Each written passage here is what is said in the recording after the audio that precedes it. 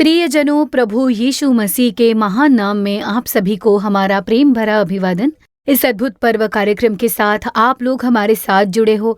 आज प्रभु यीशु चमत्कार करने वाले हैं। चमत्कार करने वाले प्रभु यीशु के लिए हम स्तुति का गीत गाते हुए उनकी आराधना में गीत गाने वाले हैं। उनकी उपस्थिति में चमत्कार होंगे। आप कई लोग इस कार्यक्रम से जुड़े हुए हो। आप लोग अपने घर से ही ये कार्यक्रम देख रहे हो और कई जगहों से आप ये कार्यक्रम देख रहे हो। प्रभु यीशु आपको देख रहे हैं। अब कुछ देर हम उनकी स्तुति में गीत गाएंगे और जैसे जैसे आप उनकी स्तुति करोगे, उनकी उपस्थिति आपके घर में भर जाएगी। आप उनकी उपस्थिति का अनुभव कर पाओगे। तो इच्छा के साथ उनकी उपस्थिति के लिए आप स्तुति कीजिए। तो आइए प्रभु परमेश्वर की महिमा करते हुए हम मिलकर प्रभु की स्तुति में गीत गाएंगे।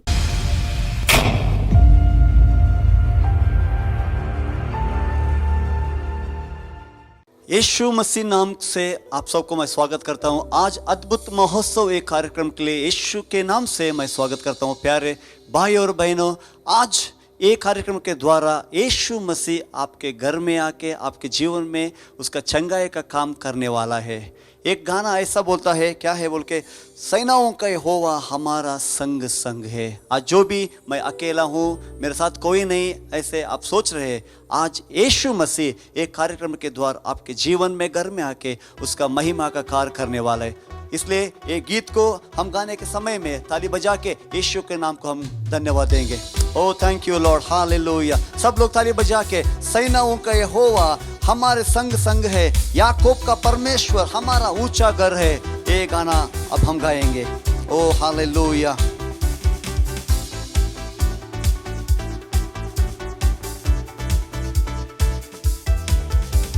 सेनाओं का यहोवा हमारे संग संग है, याकूब का परमेश्वर हमारा ऊंचा घर है। सेनाओं का यहोवा हमारे संग संग है, याकूब का परमेश्वर हमारा ऊंचा घर है। जिसने आकाश बनाया, जिसने पृथ्वी बनाया, वो सर्वशक्तिमान प्रभु है। ओ यहोवा हमारे संग संग है।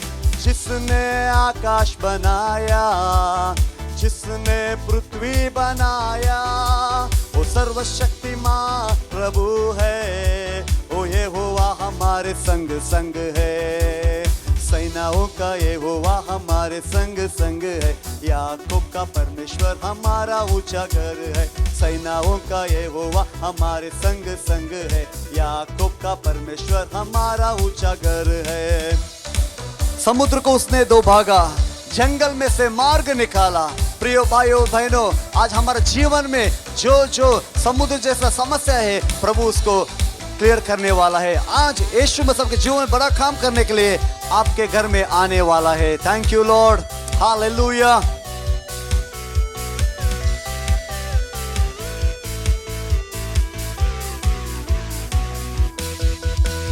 समुद्र को जिसने दो भागा, जंगल में से मार्ग निकाला, जो वादों को करता है पूरा, ओ यहोवा हमारे संग संग है।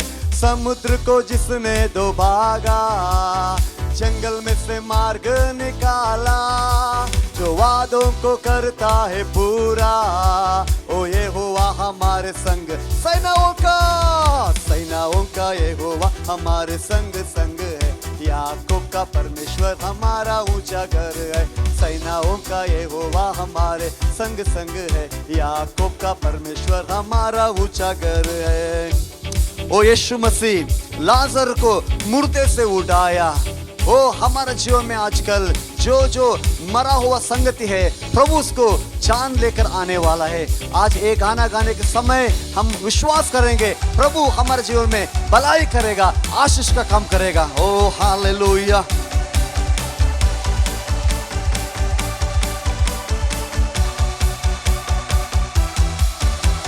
लाजर को जिसने जिलाया, जक्कई को जिसने बचाया, जिसके लिए सब कुछ संभव है, ओ यहोवा हमारे संग संग है। लाजर को जिसने जिलाया, जक्कई को जिसने बचाया, जिसके लिए सब कुछ संभव है, ओ यहोवा हमारे संग संग है। सेनाओं का यहोवा हमारे संग संग है, याकूब का परमेश्वर हमारा ऊंचा घर है। सेनाओं का यहोवा हमारे संग संग है, याकूब का परमेश्वर हमारा ऊंचा घर है। Thank you lord, thank you Jesus. आप जो भलाई कर ले इसलिए हम धन्यवाद देते हैं प्रभु। तू महिमा का योग्य है, तू स्तुति के पात्र है प्रभु। तेरा आराधना करते हम। ओ हालेलुया।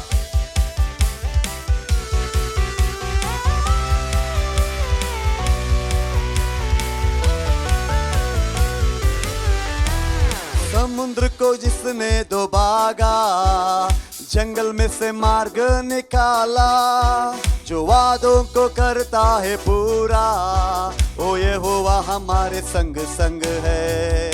समुद्र को जिसने डुबागा, जंगल में से मार्ग निकाला, जो वादों को करता है पूरा, ओ यहोवा हमारे संग संग है। सेनाओं का यहोवा हमारे संग संग है, याकूब का परमेश्वर हमारा ऊंचा घर है। सेनाओं का यहोवा हमारे संग संग है, याकूब का परमेश्वर हमारा ऊंचा घर है। सेनाओं का यहोवा हमारे संग संग है, याकूब का परमेश्वर हमारा ऊंचा घर है। Hallelujah, we love you Jesus. तेरे जैसा कोई नहीं है, तेरी महिमा हो। No one else like you Jesus। Thank you lord. तेरा महिमा हो प्रभु, तेरे नाम को हम ऊंचा करते हैं प्रभु। यीशु मसीह तेरा जैसा कोई नहीं। ओ राबा शका राबा बाबा बाबा। Thank you lord, thank you lord. तेरा महिमा हो प्रभु। ओ वी लव यू जीसस। ओ तेरी स्तुति और आराधना करता हूँ मैं तुझसे ये प्रार्थना। महिमा से तेरी तू इस जगह को भर, जो भी तू चाहे तू यहाँ पे कर। Hallelujah, hallelujah, hallelujah,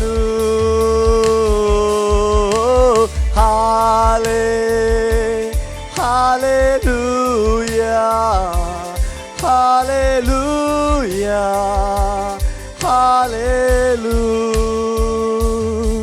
yes lord, करुणा से तेरा नया दिन दिखाता है प्रभु।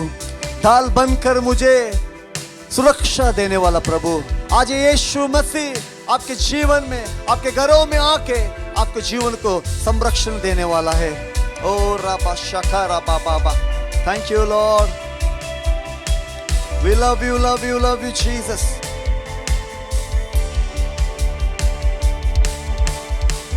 करुणा से तेरी नया दिन दिखाता है, ढाल बनकर मेरी मुझे बचाता है। जब मैं पुकारूं तू दौड़ आता है, जब मैं गिरूं मुझे उठाता है। Hallelujah, hallelujah, hallelujah, hallelujah, hallelujah, hallelujah.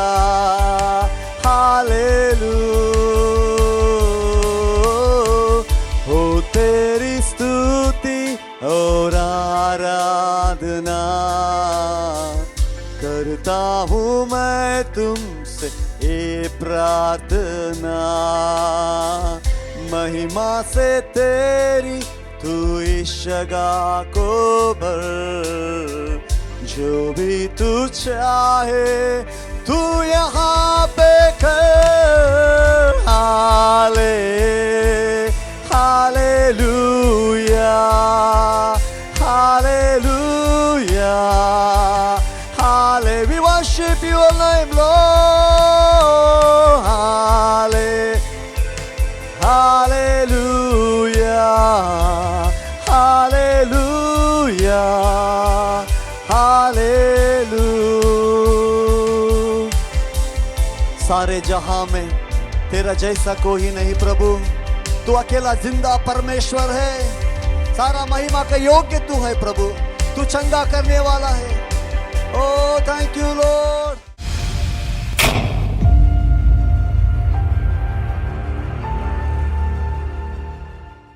यीशु चमत्कार करने वाले प्रभु है। हो सकता है किसी ने आपको इस कार्यक्रम के बारे में बताया है इसीलिए आप इसे देख रहे हो, या फिर आप कहते होंगे कि हम लगातार इस कार्यक्रम से जुड़े हैं, हर महीने इस कार्यक्रम को और आओ प्रार्थना करें कार्यक्रम को लगातार देखते जा रहे हैं। हो सकता है किसी विषय में आप बड़ी वेदना के साथ इस कार्यक्रम से जुड़े हो सकता है किसी ने आपको जबरदस्ती इस कार्यक्रम से जुड़ने के लिए कहकर आपको ये कार्यक्रम दिखा रहे होंगे, पर मैं आपसे यह कहना चाहती हूँ, पर आप एक बात भूलिए मत, प्रभु यीशु चमत्कार करने वाले प्रभु हैं। प्रभु यीशु आपसे प्रेम करते हैं, इसीलिए आप इस कार्यक्रम से आज जुड़े हो। आज कार्यक्रम शुरू होने से पहले जो आपके दिल में कोई घबराहट थी, जो प्रश्न थे, उनके उत्तर मिल गए हैं। आपके मन में अब शांति है, भले ही वो परेशानी अब भी है, मुसीबतें हैं, लेकिन एक शांति भर गई है, क्योंकि वो प्रभु यीशु के द्वारा आने वाली शांति है। इसीलिए उनकी उपस्थिति के लिए आज हम जब भी गीत गा रहे थे, जब स्तुति कर रहे थे, तब प्रभु की उपस्थिति आपके घर में, आप जहाँ पर भी हो वहाँ भर रही थी। आप इसी समय उनकी उपस्थिति को महसूस कर पाओगे। आज चमत्कार का दिन है। आप में से कई लोग जो पहली बार इस कार्यक्रम से जुड़े हो, अपने चमत्कार की प्रतीक्षा में हो और शायद कहते हो कि मेरा और यीशु का तो कोई संबंध नहीं, बस इस कार्यक्रम को देखने के लिए कहा गया, पर मुझे क्या करना है पता नहीं, मैं पहली बार देख रहा हूँ। ऐसा कहते हुए आप इस कार्यक्रम से आज जुड़े हुए होंगे। तो हम आज मिलकर प्रार्थना करने वाले हैं, लेकिन उससे पहले हम प्रभु यीशु का संदेश, परमेश्वर के संदेश पर ध्यान देंगे। आप अपने चमत्कार को पाने के लिए इच्छुक हो, पर कुछ एक बातें हैं जिसके प्रभु हमसे अपेक्षा करते हैं। हमें चमत्कार को प्राप्त करना है, हमें जो आशीष चाहिए उसे हमें प्राप्त करना होगा। तो कुछ बातें हैं जो प्रभु यीशु हमसे अपेक्षा करते हैं। प्रभु यीशु ने आकाश और पृथ्वी की सृष्टि की है, वो परमेश्वर है। ऐसा कोई कार्य नहीं जो वो नहीं कर सकते, पर कुछ विषय है, कुछ परिवर्तन, कुछ चेंजेस हैं जिसे हमारे अंदर दिखना चाहिए, कुछ अर्पण हमारे अंदर दिखने चाहिए। जब वो बदलाव हम करने लगते हैं, जब वो कार्य हम करने लगते हैं, तभी हम एक महान चमत्कार को, एक पूर्ण छुटकारे को, एक परिपूर्ण आशीष को, जिसकी आपको जरूरत है, उसे प्राप्त कर पाओगे। ठीक है, तो अब मैं एक शास्त्र लेख पढ़ूंगी जो प्रेरितों के कार्य अध्याय 16 में लिखा हुआ है। प्रेरितों के काम अध्याय 16 वचन क्रमांक 25 से मैं अब पढ़ने वाली हूँ। आधी रात के लगभग पौलुस और सिलास प्रार्थना करते हुए परमेश्वर के भजन गा रहे थे और कैदी उनकी सुन रहे थे।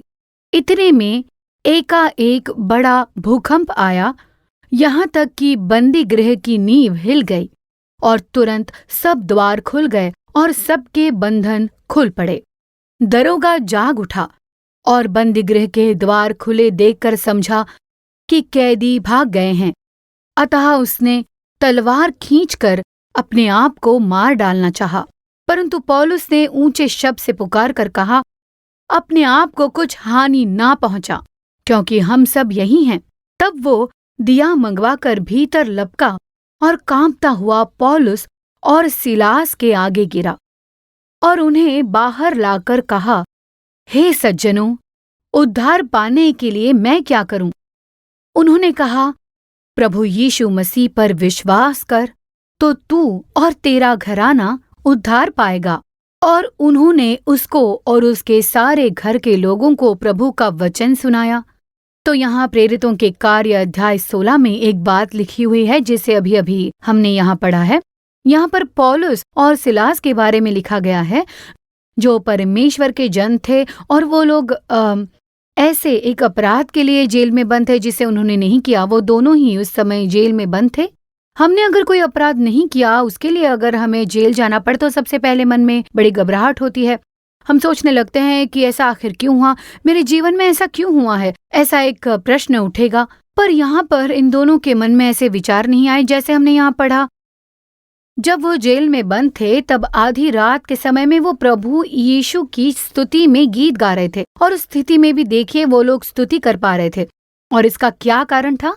क्योंकि उन्होंने कोई अपराध नहीं किया था। भले ही झूठे इल्जाम में उन्हें बंद कर दिया गया था, तब भी वो ये सोचकर डरे नहीं कि अब आगे क्या होगा, हमारे साथ ऐसा क्यों हुआ। वो लोग तो प्रभु यीशु की स्तुति कर रहे थे, ऐसा वचन कहता है। तो वास्तव में वो किस विषय के लिए प्रार्थना कर रहे होंगे? उन्होंने यही प्रार्थना की होगी कि हमने जो अपराध नहीं किया उसके लिए हम यहाँ बंद है, हमने जो गलती नहीं की उसके लिए हमें दंडित किया जा रहा है, लेकिन फिर भी प्रभु यीशु ऐसे परमेश्वर है जो निश्चित ही हमें छुड़ा सकते हैं।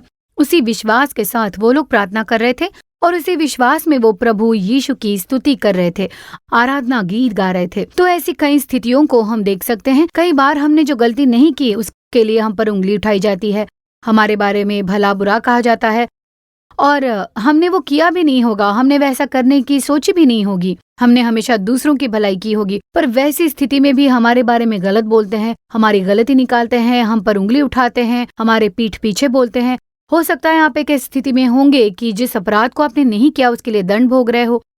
तो देखिए पौल और सिलास उस समय में प्रार्थना कर रहे थे, हर एक विषय को प्रभु यीशु के आगे रख रहे थे, किसी बात की चिंता न करते हुए प्रभु की स्तुति कर रहे थे। हो सकता है किसी तरह की घबराहट में या फिर टेंशन में हम प्रभु के आगे प्रार्थना कर रहे होंगे। हो सकता है बस नाम के लिए या फर्ज के लिए आप प्रार्थना करते हो, पर क्या सच में आप स्तुति कर सकते हो? उस स्थिति में अगर विश्वास हो तभी आप स्तुति कर पाएंगे। प्रभु पर विश्वास करो, प्रभु मैंने प्रार्थना की है, प्रभु चमत्कार करेंगे, वो मेरे जीवन में भलाई करेंगे, निश्चय ही इसमें से मुझे छुड़ाएंगे। अगर इस बात पर आपको विश्वास है तभी निश्चय ही आपके अंदर एक स्तुति और एक खुशी भर जाएगी। और उस स्थिति में पौलुस और सिलास के साथ भी कुछ ऐसा ही था। वो लोग स्तुति कर रहे थे और तब भी उनकी प्रार्थना सुन ली गई। वहां पर एकाएक बड़ा भूकंप आ गया, यहाँ तक कि बंदी गृह की नींव हिल गई। तो उनकी प्रार्थना से देखिए क्या हो गया था। वहां उनकी जंजीरें खुल गई थी, जंजीरों से उन्हें बांध दिया गया था, वो भी टूट गई, बंदी गृह के दरवाजे खुल गए। और ये सब रात के समय हो रहा था। ये सब रात के समय पर वहां पर हुआ, जब वो लोग प्रार्थना कर रहे थे उसी समय ये हो रहा था। और यहाँ पर मुख्य बात यह है कि बंदी गृह के दूसरे लोग पौल और सिलास की प्रार्थनाओं को सुन रहे थे कि वो लोग क्या प्रार्थना कर रहे हैं, किसके लिए स्तुति कर रहे हैं। इन सारी बातों को बंदी गृह के दूसरे लोग लगातार उन्हें देख रहे थे, सुन रहे थे। अब बंदी गृह का दरोगा भी सुन रहा था।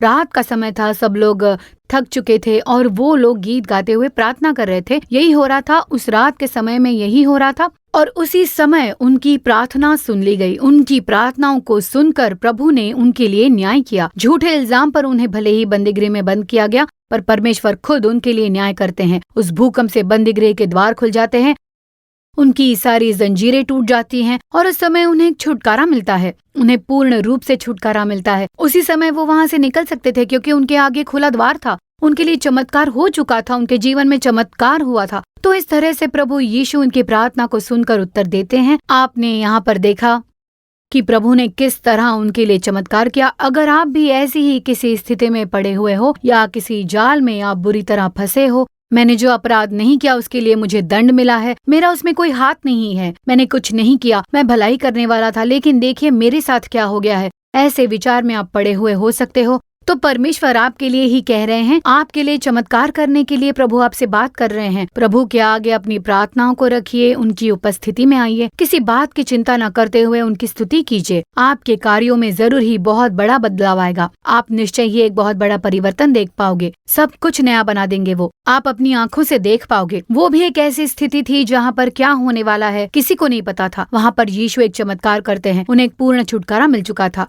अब आगे देखिए वहाँ पर क्या होता है। अब उन लोगों को वहां से छुटकारा मिल चुका था, लेकिन देखिए बुरी तरह से प्रभावित कौन हुआ था? उस जेल का दरोगा।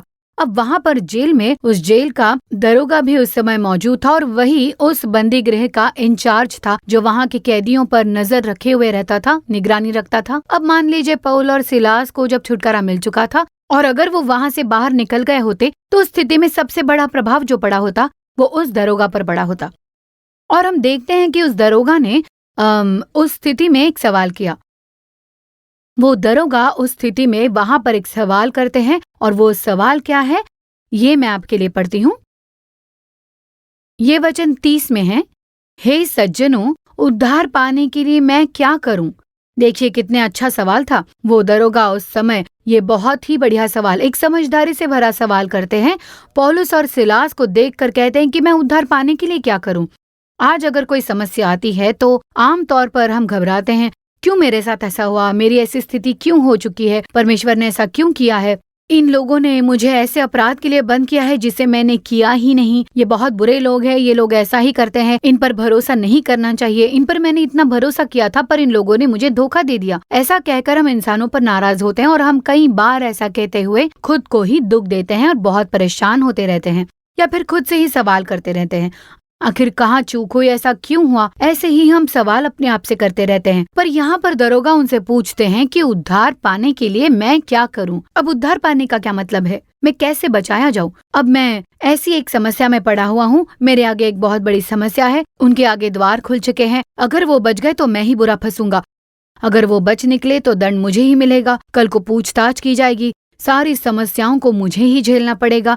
ऐसी एक स्थिति में मैं बुरी तरह से फंसा हुआ हूँ। क्या ये स्थिति बदल सकती है? इससे बचने के लिए मुझे आखिर क्या करना होगा?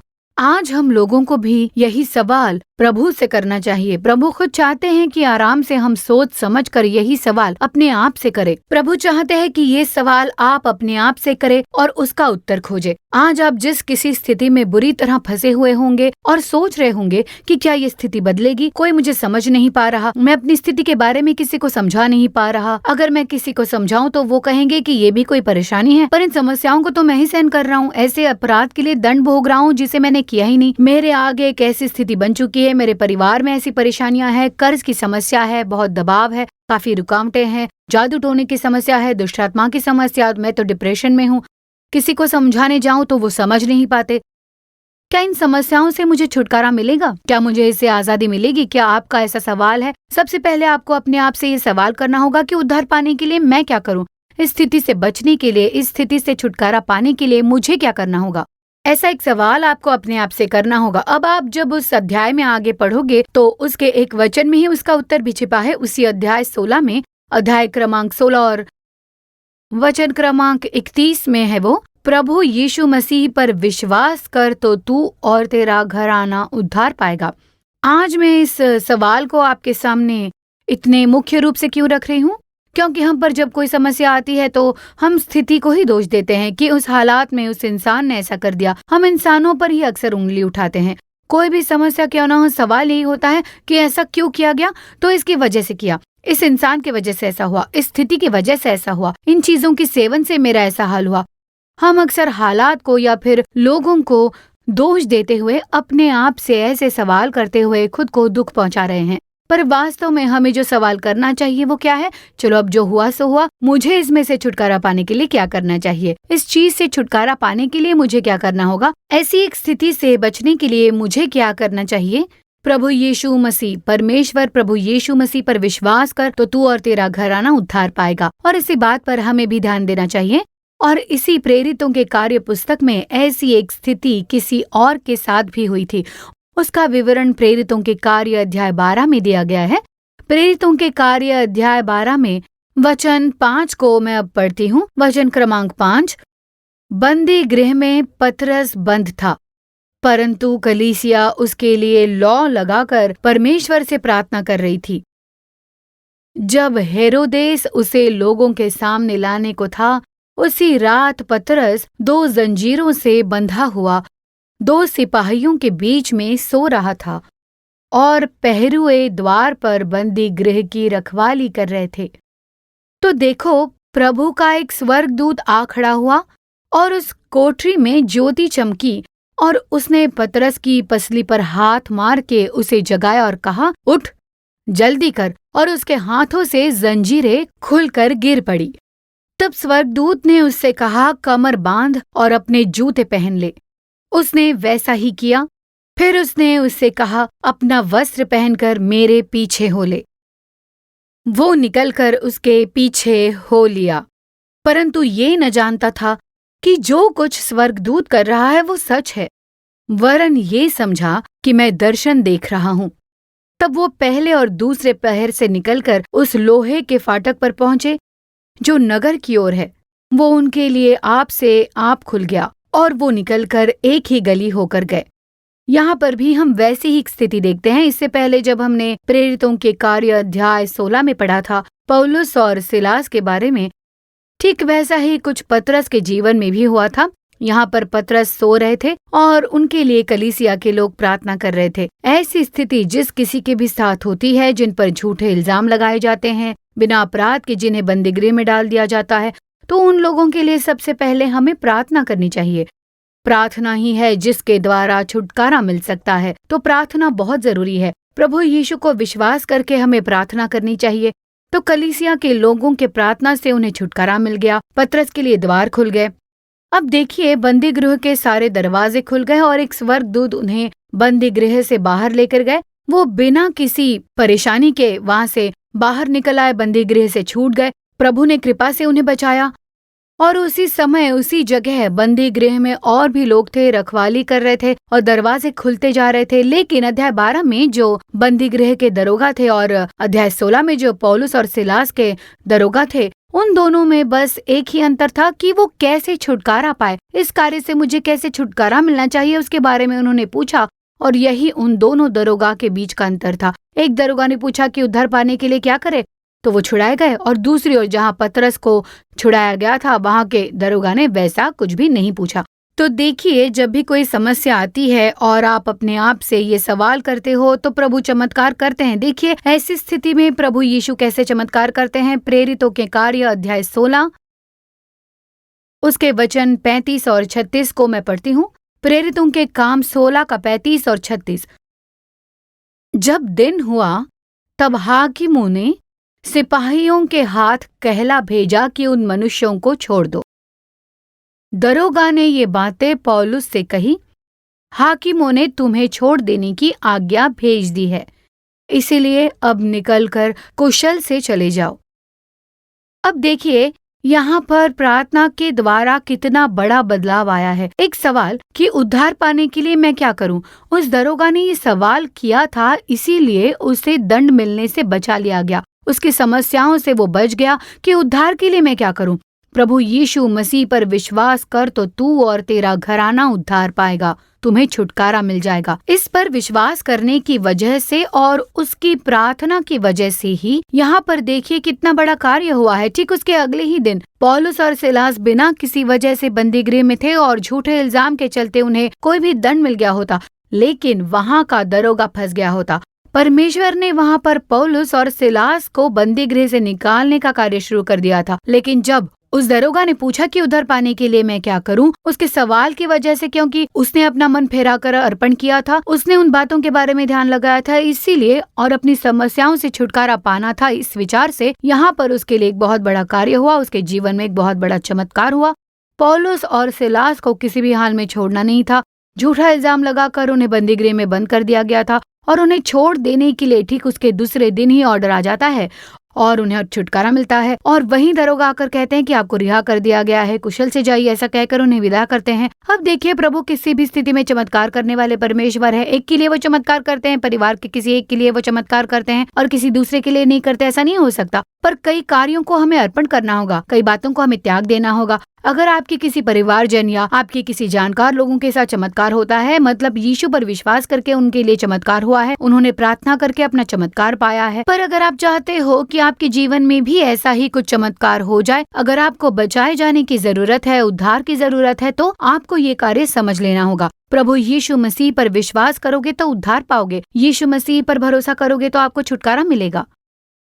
देखिए, किसी के कहने पर आपने इस कार्यक्रम को देखना शुरू किया होगा। हमें किसी ने कहा था, इसीलिए हम इस कार्यक्रम से जुड़े हैं। उनके जीवन में भी ऐसे चमत्कार हुए थे। कई लोगों के लिए चमत्कार हो रहे हैं, इसीलिए मैं ये देख रहा हूँ। ऐसे आप सोच सकते हो, आपके लिए भी प्रभु यीशु चमत्कार कर सकते हैं। पर आप अपने जीवन में अगर ऐसा कुछ करते हो जो परमेश्वर को पसंद नहीं है, तो आपको बदलना होगा और यही प्रभु आपसे अपेक्षा करते हैं। जब आप ऐसा करने लगोगे, यीशु पर विश्वास करके प्रार्थना करने लगोगे, जैसे कि प्रभु आपसे अपेक्षा करते हैं, जब आप ऐसा करने लगोगे, तब हम अपने जीवन में उद्धार प्राप्त कर सकते हैं, हमारे जीवन में परिवर्तन देख सकते हैं, हम चमत्कार प्राप्त करेंगे, हम आशीष पाएंगे। वही कार्य हम लोग देखने जा रहे हैं। सबसे पहले परमेश्वर हमारे जीवन में कौन से कार्य की अपेक्षा करते हैं, देखिए। अब हम पलटेंगे मरकुस अध्याय 5 पर, जहाँ पर ये बात लिखी गई है। मरकुस अध्याय 5 के पहले वचन से मैं आपके लिए पढ़ती हूँ। वे झील के पार गिरासेनियों के देश में पहुंचे। जब वो नाव पर से उतरा तो तुरंत एक मनुष्य जिसमें अशुद्ध आत्मा थी कब्रों से निकलकर उसे मिला।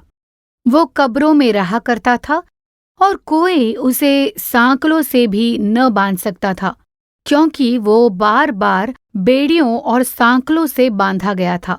पर उसने सांकलों को तोड़ दिया और बेड़ियों के टुकड़े टुकड़े कर दिए थे और कोई उसे वश में नहीं कर सकता था। वो लगातार रात दिन कब्रों और पहाड़ों में चिल्लाता और अपने को पत्थरों से घायल करता था। ये है मरकुस अध्याय 5 वचन 1 से 5। यहाँ पर देखिए ये बात लिखी गई है, एक मनुष्य के बारे में है ये, और इसे पढ़कर हम जान पाते हैं कि वो मनुष्य कब्र में रहता था और उसे सांकलों से भी बांधा नहीं जा सकता था। बहुत ही मुश्किलों से उसे जंजीरों से बांधा गया था। तो वो मनुष्य एक तरह से एक बहुत ही बड़ी समस्या में पड़ा हुआ था। वो आदमी दुष्ट आत्मा से ग्रस्त था, कोई उसे रोक नहीं पाता था। वचन में एक बात लिखी गई है कि सांकलों से उसे बांधने की कोशिश करने पर भी उसे बांधा नहीं जा सकता था, इसीलिए वो कब्रों में रहा करता था, ऐसे यहाँ पर लिखा गया है। मतलब कोई तो था जिसने उसे काबू में रखने की कोशिश की थी। किसने उसे बांधने की कोशिश की होगी? सबसे पहले उस व्यक्ति को लेकर कौन चिंतित हुआ होगा? ये उसके परिवार वाले ही होंगे। उसके परिवारजनों ने उसे काबू में रखने की कोशिश की होगी, बांध कर रखने की कोशिश की होगी कि ये इंसान बहुत ही अग्रेसिव हो चुका है और ये इतने संघर्ष में पड़ा हुआ है, बहुत ही संघर्ष है, दुष्टात्मा का संघर्ष है। तो सबसे पहले उसके परिवारजनों ने ही उसे काबू में रखने की कोशिश की होगी और वो उनसे संभव नहीं हो पाया। उसके बाद आसपास के लोगों ने कोशिश की, जो उसकी वजह से काफी परेशान हुए होंगे, प्रभावित हुए होंगे, उन्होंने काबू में रखने की कोशिश की होगी, वो भी उनसे नहीं हो पाया। इसीलिए वचनों में साफ साफ लिखा गया है कि कोई उसे सांकलों से भी ना बांध सकता था, क्योंकि वो बार बार बेड़ियों और सांकलों से बांधा गया था। कई बार कोशिश की गई थी उसे बांधने की, बेड़ियों और सांकलों से बांधने की कोशिश की गई, पर उससे फायदा कोई नहीं हुआ। वो रात दिन कब्रों में पहाड़ों में चिल्लाता और अपने को पत्थरों से घायल करता था। अब जब यहाँ पर हम इस स्थिति के बारे में पढ़ते हैं, एक इंसान बहुत ही जूझ रहा था, तो उसके आसपास के लोग या फिर उसके परिवारजन ही क्यों न हो, इस इंसान के बारे में एक बात समझते हैं कि वो जो इंसान है वो बहुत ही बुरी दशा में था, बहुत ही संघर्ष कर रहा था, वो दुष्टात्मा से ग्रस्त था। उसे किसी भी तरह बांध कर रखना होगा, अगर बाहर चला जाए तो बहुत ही बदनामी होगी। इस व्यक्ति की हरकतों से बहुत ही परेशानी हो रही है, फिर बदनामी होगी, ऐसा सोचकर उन लोगों ने शायद उसे समझा नहीं होगा। ये अकेले बैठकर यूं ही चिल्लाता रहता है, अपने आप को घायल ही करता रहता है। आम तौर पर देखने पर ऐसा ही सोचेंगे ना कि ये सब क्या है, ये इस आदमी की कैसी हरकतें हैं, ऐसा ही सोचेंगे। आम तौर पर हम और आप उसे देखेंगे तो ऐसा ही सोचते। पर एक बात है, देखिए वो जो आदमी था, जो प्रभावित था, जो बहुत ही परेशानी में था, वो दुष्टात्मा से ग्रस्त था। आप सोच सकते हो कि मेरे परिवार में किसी समस्या को लेकर मेरे परिवारजनों को, मेरे पति या फिर मेरे बच्चों को किसी भी तरह से डांट डपट कर उन पर जबरदस्ती करते हुए हम काबू में रख सकते हैं। ऐसा करने के बावजूद आपसे वो नहीं बन पाया और आप आज यहाँ ये कार्यक्रम से जुड़े हो। आप कहते होंगे कि मैंने बहुत कोशिश कर ली, मैंने बहुत समझा कर देख लिया, पर कोई बात नहीं मान रहा। जब देखो ये यूं ही घर में अकेले बैठकर अपने आप में हंसते रहते हैं, अपने आप को घायल करते रहते हैं, अचानक से रात को उठकर चीखने चिल्लाने लगते हैं, इसके बारे में लोग बातें बनाते हैं। तो हो सकता है इस बात को लेकर आप बहुत ही दुखी होंगे, लेकिन एक बात को आप भूलिए मत, उसे आप बाहरी रूप से देख रहे हो, पर वास्तव में वो आदमी संघर्ष कर रहा है, वो दुष्टात्मा से ग्रस्त है, शैतान ने उसे अपने काबू में करके रखा है। हो सकता है अपने परिवारजनों के बारे में आपने भला बुरा कहा हो, उन्हें डांटा होगा, जिससे उन्हें या आपको चोट पहुंची होगी। आपकी बातों को ना समझते हुए वो काम कर रहे होंगे, लेकिन एक बात जान लीजिए, वो ये सब नहीं कर रहे हैं, पर उनसे ये शैतान करवा रहा है। उनके पीछे खड़े होकर शैतान ही ये कार्य उनसे करवा रहा है, ये इसे जान लीजिए। जब तक वो शैतान के काबू में है, तब तक आप कुछ भी नहीं कर पाएंगे। जब तक वो शैतान उनके साथ है, उनके साथ रहकर उन्हें डिस्टर्ब कर रहा हो, तब तक आपकी हर एक कोशिश नाकाम हो जाएगी। चाहे आप कितनी भी उसे काबू में रखने की क्यों ना सोच ले, ये संभव नहीं है। अब देखिए, उन्हें सांकलों में बांधने की कोशिश की गई, पर वो निकल जाता है और कभी भी वो घर पर नहीं टिकता था। घर से बाहर ही वो किसी कब्रों में रहता था। हो सकता है आप में से कई लोग भी इसी तरह से किसी स्थिति में हो। मैंने इसे बहुत समझा कर देख लिया, पर ये सुनता नहीं। जब देखो निकल जाता है, समस्या आते ही बाहर चला जाता है, फिर लौटता ही नहीं है। ये कोई समस्या आ जाए तो कुछ करता नहीं है और जाकर कोने में बैठ जाता है। समझ में नहीं आता कि क्यों हो रहा है ये। तो ऐसे एक व्यक्ति के साथ में कैसा व्यवहार करूं, कुछ समझ में नहीं आता। एक बार एक परिवार आए थे यहाँ पर काउंसलिंग के लिए। वो अपनी युवा बेटी को साथ में लेकर आए थे। तब उनकी माँ ने जो बात कही वो वही मैं आपको इस समय बताना चाहती हूँ। उन्होंने कहा कि आप मेरी बेटी को समझाइए, वो हमसे बिल्कुल बात नहीं करती। पहले वो अच्छे से बात करती थी, घर पर हम लोग साथ बैठकर एक साथ खाना खाते थे, वो बहुत ही अच्छा लगता था, हम बहुत ही खुश थे। पर अब देखिए वो हमसे बिल्कुल बात नहीं करती है। आप ही इससे बात कीजिए और पूछिए। हमने बहुत कोशिश कर ली पर हमें इसने कुछ नहीं बताया। और अब ये कह रही है कि मैं कॉलेज नहीं जाऊंगी, मैं आगे की पढ़ाई नहीं करूंगी, मैं घर पर ही रहूंगी, ऐसा ही कह रही है। कहती है कि मुझे कोई पसंद नहीं करता है, मेरे फ्रेंड्स मुझे बहुत डांटते हैं, वो मेरा मजाक उड़ाते हैं, मुझे बहुत गुस्सा आता है और इसीलिए मैं उन्हें बहुत डांट दिया, ऐसा इसने कहा। और हम इसे अगर समझाने जाए तो ये बहुत ही गुस्सा करती है। समझ में नहीं आता है कि हम आखिर क्या करें, कृपया आप इससे बात कीजिए, ऐसा उन्होंने कहा। अपनी बेटी को यहाँ लाए थे और वो बहुत ही शांति से बैठी थी। हमने पूछा कि क्यों वो इस तरह शांत बैठी हो। मैंने लगातार जब उससे पूछा तब उसने कहा अब से मैं अपनी माँ से अच्छे से बात करूंगी। और ऐसा लग रहा था कि वो बस पीछा छुड़ाने के लिए ऐसा कह रही थी। उसके बाद मैंने उससे काफी देर बात की, तब उसने बताया कि दरअसल वो बहुत ही अच्छा गाना गाती थी, तो वो चाहती थी कि उसके हुनर का अच्छा इस्तेमाल हो, मैं जाकर बाहर लोगों के लिए गाने गाऊं और एक नई ऊंचाई पाऊं। यही वो सोच रही थी, यही उसकी इच्छा थी। और उसके घर वालों ने कहा कि पहले तुम अपनी पढ़ाई पूरी कर लो, फिर चाहो तो ये कर लो। पहले पढ़ाई जरूरी है, डिग्री जरूरी है। तो ये उसे पसंद नहीं आया। घर पर भी परिवार वालों ने उसे बहुत समझाया और उसकी वजह से घर पर बहुत समस्या आई थी। जब देखो झगड़े होते थे और तभी उसके मन में ख्याल आया कि इनसे बात करके कोई फायदा नहीं, इसीलिए मैं इनसे बात करना ही छोड़ दूंगी। मेरा आगे बढ़ना इन्हें पसंद नहीं है, ऐसा वो सोचने लग गई थी। जरा सोच कर देखिए, माता पिता को क्यों बच्चों का आगे बढ़ना पसंद नहीं आ सकता। वो यही चाहेंगे कि मेरे बच्चे आगे पढ़े, उन पर आशीष हो, वो खुश रहे, ऐसा ही तो सब लोग सोचेंगे। पर उनके अंदर बहुत संघर्ष था। तब मैंने उनसे कहा कि आप प्रार्थना कीजिए, परमेश्वर को बताइए, तभी ये स्थिति बदलनी शुरू होगी। तो देखिए किसके द्वारा क्या समस्या आ सकती है ये कोई भी नहीं बता सकता। किसके अंदर कैसी समस्या है इसके बारे में कोई भी बता नहीं पाता। उनके मन में क्या चल रहा है ये पता नहीं होता। शैतान किस तरह की समस्याओं को, परेशानियों को लेकर आता है ये बाहर से देखकर हम बिल्कुल बता नहीं सकते, बाहरी रूप से समझा नहीं जा सकता। आमतौर पर देखने पर हम यही सोचेंगे कि ये बहुत ही गुस्सैल आदमी है, बहुत ही चिड़चिड़े हैं, तभी हम समझ पाते हैं। लेकिन वास्तव में देखा जाए तो वो किसी समस्या में पड़े हैं, दुष्ट आत्मा से बुरी तरह से ग्रस्त है। तो उसके लिए हम क्या करें, यही सवाल हमें करने चाहिए। इसमें से छुटकारा पाने के लिए क्या करें। मेरी बेटी की ऐसी हालत है, मेरे पति इस हाल में है, मेरा जीवन ऐसी स्थिति में है, इस स्थिति से बाहर आने के लिए मैं क्या करूं। हो सकता है किसी स्थिति में आप बुरी तरह फंसे हो तो आपको गुस्सा आएगा और गुस्से में आप कह सकते हो कि इनकी वजह से ही ऐसा हुआ है, आज मेरी हालत की वजह ये लोग ही हैं, इन लोगों की वजह से ही ये समस्या है, ये स्थिति इन्हीं लोगों की वजह से है। ऐसे हम सोच सोच कर पूरी तरह से डिप्रेशन में चले जाते हैं। फिर हम अकेले बैठकर रोते रहते हैं कि या फिर अकेले बैठकर चिल्लाते रहते हैं। वचनों में लिखे हुए इस आदमी की हालत भी कुछ वैसी ही थी। सबसे पहले तो उसे सांकलों से भी बांधा ना जा सकता था। दूसरी बात ये थी कि वो जब देखो चिल्लाता रहता और अपने आप को घायल करता था। तो हो सकता है कि आज आप भी ऐसी ही किसी स्थिति में अकेले में बैठकर रो रहे हो। क्या आपको गुस्सा आता है? हर एक विषय को लेकर आप गुस्से में हो। कोई भी विषय आपसे संभाला नहीं जाता, आपके समझ में नहीं आता क्या करें। तब परमेश्वर की उपस्थिति में बैठकर ये पूछिए कि उससे उद्धार पाने के लिए मैं क्या करूं, इससे छुटकारे के लिए मैं क्या करूं। ऐसे आप सवाल कीजिए, आपको निश्चय ही छुटकारा मिलेगा। आप प्रभु यीशु पर विश्वास रखिए। प्रभु यीशु पर विश्वास रखोगे तो आपका उद्धार होगा। क्या आप जानते हैं इस विषय पर मैं संदेश क्यों दे रही हूँ? कई सारे लोगों के जीवन में दुष्टात्मा का प्रभाव होता है। अब प्रार्थना करना क्यों जरूरी है? पता है कि आप प्रभु पर विश्वास करके, प्रार्थना करके चमत्कार को पाना है। इस स्थिति में आपको ये सवाल इसीलिए करना है क्योंकि इस इंसान को बचाने के लिए यीशु वहां पर आते हैं। प्रभु यीशु वहां पर पहुंचते हैं, उस शैतान को भगाते हैं। जब उस दुष्टात्मा को निकाला जाता है तब वो दुष्टात्मा यीशु से कहती है कि वहां पर जो सुअरों का झुंड है उसमें जाने दे, मुझे उन सुअरों के झुंड में जाने की अनुमति दीजिए।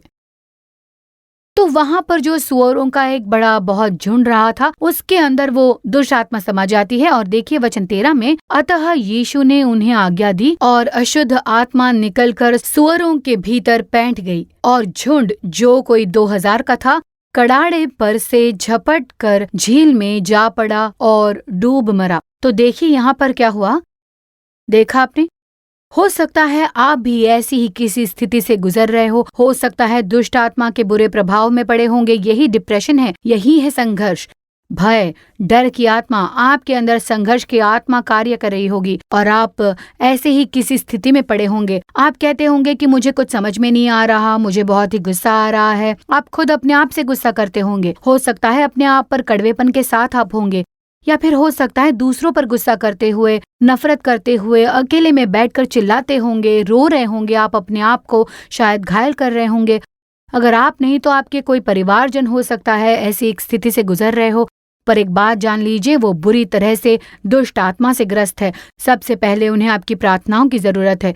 सबसे पहले आपको जो करना है वो है प्रार्थना। आपके उद्धार के लिए, आपको बचाए जाने के लिए सबसे पहले आपको प्रार्थना करनी है, नहीं तो आप शैतान को जगह दे रहे हो। अगर आप शैतान को जगह देते हो तो सकता है शायद आपको खुदकुशी के मार्ग पर ले चले। शैतान आपको गलत मार्ग पर ले जा सकता है।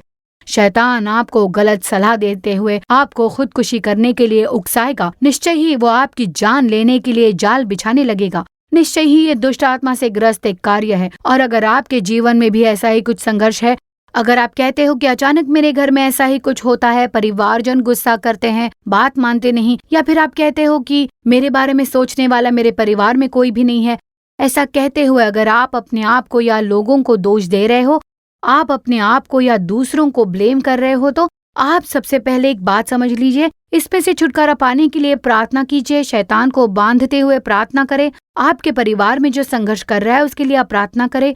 प्रभु यीशु पर विश्वास करते हुए आप प्रार्थना कीजिए। प्रभु निश्चय ही आपको छुटकारा देंगे। उस चीज से वो छुटकारा देंगे। वो छुटकारा देने वाले प्रभु परमेश्वर है। ठीक इसी तरह देखिए, एक गवाही हमें किसी ने लिखकर भेजी थी। एक बहन जी ने ये गवाही भेजी थी और उन्होंने बताया था कि वो बहन दुष्ट आत्मा से पीड़ित थी। उनके परिवार में बच्चे रात के समय में ठीक से सो नहीं पाते थे। सोते समय ऐसा लगता था कि सिरहाने पर कोई बैठा हुआ है। चलते समय ऐसा डर लगता था कि कोई पीछा कर रहा है। डर की आत्मा से ग्रस्त थे वो। अब उनके बच्चे थे, उनकी शादी हो चुकी थी और उनके बच्चे हो गए थे। और जब उनके बच्चे उनसे जाकर बातें करते, उन्हें माँ कहकर पुकारते थे, तब उन्हें गुस्सा आता था। वो बहुत चिढ़ जाती थी। उनके बच्चों को देखकर वो डर जाती थी। यहाँ तक कि उनके बच्चे जब स्कूल से घर लौटते थे, तब उनके बच्चे उन्हें देखने के लिए भी डरते थे, उनसे बात करने के लिए डरते थे। बच्चे कहते कि हमारी माँ जब देखो हम पर गुस्सा करती है, हमेशा हम पर नाराज रहती है, मेरी माँ की ऐसी हालत हो चुकी है। हर वक्त उनके बच्चे यही कहते। पर वास्तव में उस बहन जी के जीवन में एक संघर्ष था। एक डर की आत्मा उन्हें लगातार सता रही थी। कोई मुझसे बात करता है, हमेशा साथ रहता है, ऐसा ही वो कहती। वो उनके परिवारजन नहीं जानते थे, उनके पति या बच्चे नहीं जानते। अगर समझाओ तो भी वो समझ नहीं पाते थे। परिवार वाले कहते यहाँ पर तो कोई नहीं है, सिर्फ तुम्हारा वहम है। ऐसी एक स्थिति से गुजर रही थी वो। तो उनके परिवारजनों ने ऐसा एक दिन सवाल किया कि इससे छुटकारा पाने के लिए हम लोग क्या करें, परमेश्वर आप ये बताइए। तब प्रभु ने मार्गदर्शन किया और हमारे इस कार्यक्रम से उन्हें जोड़ा। यीशु से प्रार्थना करेंगे तो यीशु चमत्कार करेंगे, ऐसा उन्होंने जान लिया। उन्होंने प्रार्थना की और उन्हें छुटकारा मिल गया। और उसके बाद एक संघर्ष, जो दुष्ट आत्मा का संघर्ष था, उसके दूर होते ही, वो डर उनमें से निकलते ही उनके परिवार में एक शांति आ गई थी। उनके कैरेक्टर में बदलाव आ गया था, उनके स्वभाव में बदलाव आ गया था। उनके पति और उनके बच्चे जो पहले कहते थे कि ये बहुत ही गुस्सैल है, हमेशा नाराज रहती है, ठीक से खाना बनाकर नहीं देती, वो कहने लगे कि अब हमारी माँ हमसे अच्छा पेश आती है, वो अच्छे से बात करती है, हम जो मांगते हैं वो पका कर खिलाती है। ऐसा एक बड़ा बदलाव आ गया है उनके जीवन में। परमेश्वर ने उनके जीवन में यही बदलाव किया है। यीशु ने बदला है। जब आप प्रभु पर विश्वास करोगे तब प्रभु यीशु मसीह आपके लिए चमत्कार करेंगे। इसीलिए आप लोगों को दोष मत दीजिए, अपने आप को आप दोष मत देते रहिए। इसमें से छुटकारा पाने के लिए मैं क्या करूं? हम प्रार्थना करेंगे, प्रभु छुटकारा देंगे। अगर ऐसा एक विश्वास आपके अंदर हो तो आप छुटकारा पा लोगे। अब देखिए शैतान किस तरह से एक इंसान के जीवन में आकर संघर्ष करता है। बाहर से साधारण लगेगा, पर शैतान इसी तरह संघर्ष को लेकर आता है। एक परिवार को बुरी तरह से प्रभावित करता है। कोई अगर अकेलेपन में हो तो उसके जीवन में भी शैतान ऐसे ही कार्य करके परेशान करता है। बाहर के लोग उसके बारे में नहीं जान पाएंगे। आप किस समय किस हालात से गुजर रहे हो, आप प्रभावित हुए हो, ये सिर्फ आप ही जान पाएंगे।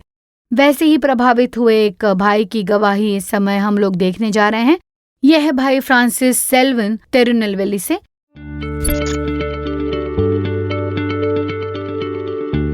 मेरा नाम है फ्रांसिस सेल्वन। शादी के बाद मेरा एक बेटा हुआ। तिरुनेलवेली नगर में मेलकुलम गांव में मैं रहता हूँ। मैं इलेक्ट्रिकल काम के कॉन्ट्रैक्ट लेता हूँ। 9 साल से जादू टोने के बंधन से मैं बहुत ही जूझ रहा था। मुख्य रूप से कहा जाए तो घर का पका खाना हम खा नहीं पाते थे, बहुत तकलीफ होती थी। मेरी पत्नी खाना तो पकाती थी, लेकिन पकाने के बाद जब ढक्कन खोलती तो उसमें कीड़े दिखाई देते थे, और अगर गलती से कभी हमने उसे खा भी लिया तो लगता था कि कीड़े ने होठ काट लिया है, बदबू आती, हम थूक देते।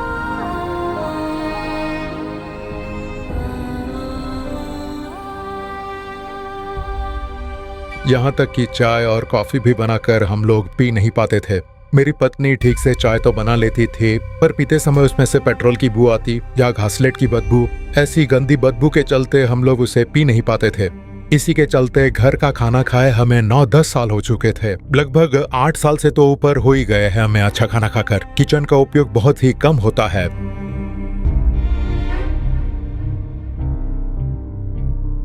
मेरे बेटे के लिए जब मैं स्कूल जाने के लिए टिफिन भरती तब वो खाना अच्छा ही रहता, पर जब वो वहाँ पर खोल कर देखता तो उसमें कीड़े लग जाते थे। कीड़े रेंगते रहते और उसे फिर से बंद करके वो लाकर मुझे दिखाता था कि ये देखिए माँ। कई बार अपने दोस्तों की टिफिन खाकर ही वो अपना पेट भरता था।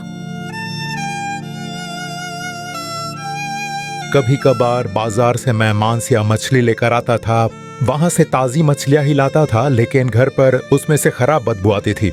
घर में छोटे बच्चे होने की वजह से हम उसे ले जाकर फेंक देते थे। ठीक उसी तरह मटन या चिकन के साथ भी ऐसा ही होता था, उनमें से भी गंदी बदबू आती थी या फिर कीड़े निकलते थे। तो इसी तरह से घर की चीजों में बहुत ही गंदगी फैल जाती, सुकून से हम खाना नहीं खा पाते।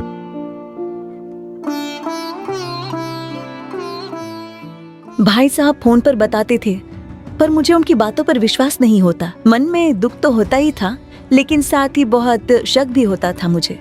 एक बार मैंने सोचा कि चलकर अपने बच्चों के साथ मैं अपने भाई साहब के घर रहती हूँ। जब उन्होंने कहा कि बहुत दिनों से हमने खाना नहीं खाया, ना ही खाना पकाया, तब मैं वहाँ गई ताकि मैं उन्हें कुछ बनाकर खिलाऊं। तो मैंने ही जाकर वहाँ पर खाना पकाया। मैंने खाना बनाया और सारी तैयारी के बाद जैसे ही खाना परोसने के लिए थाली निकाली और खाने को देखा, मैंने उस ढक्कन को खोला ही था तो ठीक वैसे ही जैसे मेरे भाई साहब ने कहा था, मेरी भाभी ने कहा था, अंदर से जिंदा कीड़े बाहर निकल रहे थे। और वो बाहर से अंदर नहीं, पर अंदर से बाहर की ओर निकल रहे थे। और तभी मेरा शक दूर हुआ। कई बार खाना खाने के लिए तरस जाते थे। घर का खाना खाने का मन होता था, लेकिन हालात ऐसे थे कि खा नहीं पाए। हम लोग अक्सर बाहर से ही खाना मंगवाते थे। बाहर के खाने में घर जैसा स्वाद बिल्कुल नहीं मिलता था। सच कहूँ तो बहुत तकलीफ होती थी। बाहर का खाना मंगवा कर खाने के अलावा और कोई रास्ता नहीं था। घर पर भी खाना नहीं पका पा रहे थे, उसमें से तो कीड़े निकलते थे। और उसके अलावा घर में ऐसा भी बहुत बार हुआ है कि अचानक से कोई साया दिखाई देता था और घर के किचन में से बर्तनों के बजने की भी आवाज आती थी। बहुत आवाज आती थी, लेकिन हम वहां नहीं जाते थे क्योंकि हमें पता है शैतान का ही ये कार्य है। बर्तन बजने की आवाज या फिर ठक ठक ठक करके गेट पर दस्तक। मैं जहां पर अपने पैसे रखता था वो गायब हो जाते, कुछ समझ नहीं आता। और उतना ही नहीं, सोते समय हम अंदर से दरवाजा बंद करके ही सोते थे, लेकिन सुबह उठकर हम देखते थे वो खुला होता। कई बार जब हम बाहर जाकर आते तब भी देखते थे कि हमने घर पर ताला तो लगाया था, लेकिन ताला बाहर से खुला हुआ होता था। हमारे घर के बाहर कैमरा लगे होने की वजह से मैं उसमें देखता था, पर कोई नहीं आया होता था, लेकिन ताला खुला होता था। इस जादू टोने की समस्या की वजह से मेरी पत्नी ने बहुत झेला है। वो बहुत ही बीमार रहा करती थी। रात के समय में मेरी सांस फूल जाती थी और सांस लेने में काफी तकलीफ होती थी। ऐसा लगता था कि 10 लोग मिलकर मेरा गला दबा रहे हो। मैं बिल्कुल सांस नहीं ले पाती थी, बहुत थोड़ा थोड़ा सा ही मैं सांस ले पाती। तो उसी समय में साल 2025 के मई महीने में जो बेदारी का उत्सव हुआ, उसमें मेरी पत्नी ने भाग लिया।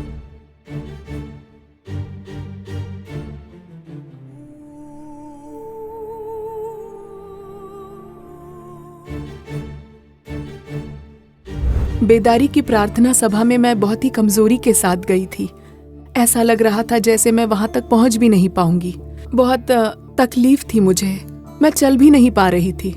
उस सभा के आखिरी दिन से पहले वाले दिन शाम के समय भाई सैम संदेश दे रहे थे और उस सभा में शुरुआत से ही वो विश्वास के बारे में बोल रहे थे। मुझ में बिल्कुल विश्वास नहीं था और मैं बहुत थकी हुई थी। और उस विश्वास के संदेश ने मुझ में एक नई ऊर्जा भर दी थी। मुझ में एक नया जोश भर दिया, बिजली की तरह एक नई ऊर्जा। मेरे शरीर में जितनी भी वेदना थी एक ही पल में पूरी तरह से निकल गई। बस एक ही पल में वो पीड़ा मुझसे दूर हो गई। परमेश्वर ने एक पूर्ण छुटकारा दिया। मीटिंग के बाद जब मैं घर लौटी, घर में एक शांति थी, एक समाधान था, एक खुशी भर गई थी। अब हमारे घर में कोई समस्या नहीं है। खाना हो या फिर चाय या कॉफी हो, घर में मन चाहा खाना बनता है। अब खाने में कोई भी कीड़ा या बदबू नहीं आती है, न ही चाय या कॉफी में कोई घासलेट या पेट्रोल की बू आती है। अब पहले की तरह घर से पैसे गायब नहीं होते, न ही कोई दुष्ट आत्मा या साया दिखता है। अब चैन की नींद आती है। अब शैतान का कोई भी कार्य नहीं दिखता। आज मेरे भाई का परिवार बहुत ही खुश है और उन्हें देखकर मुझे भी बहुत खुशी होती है।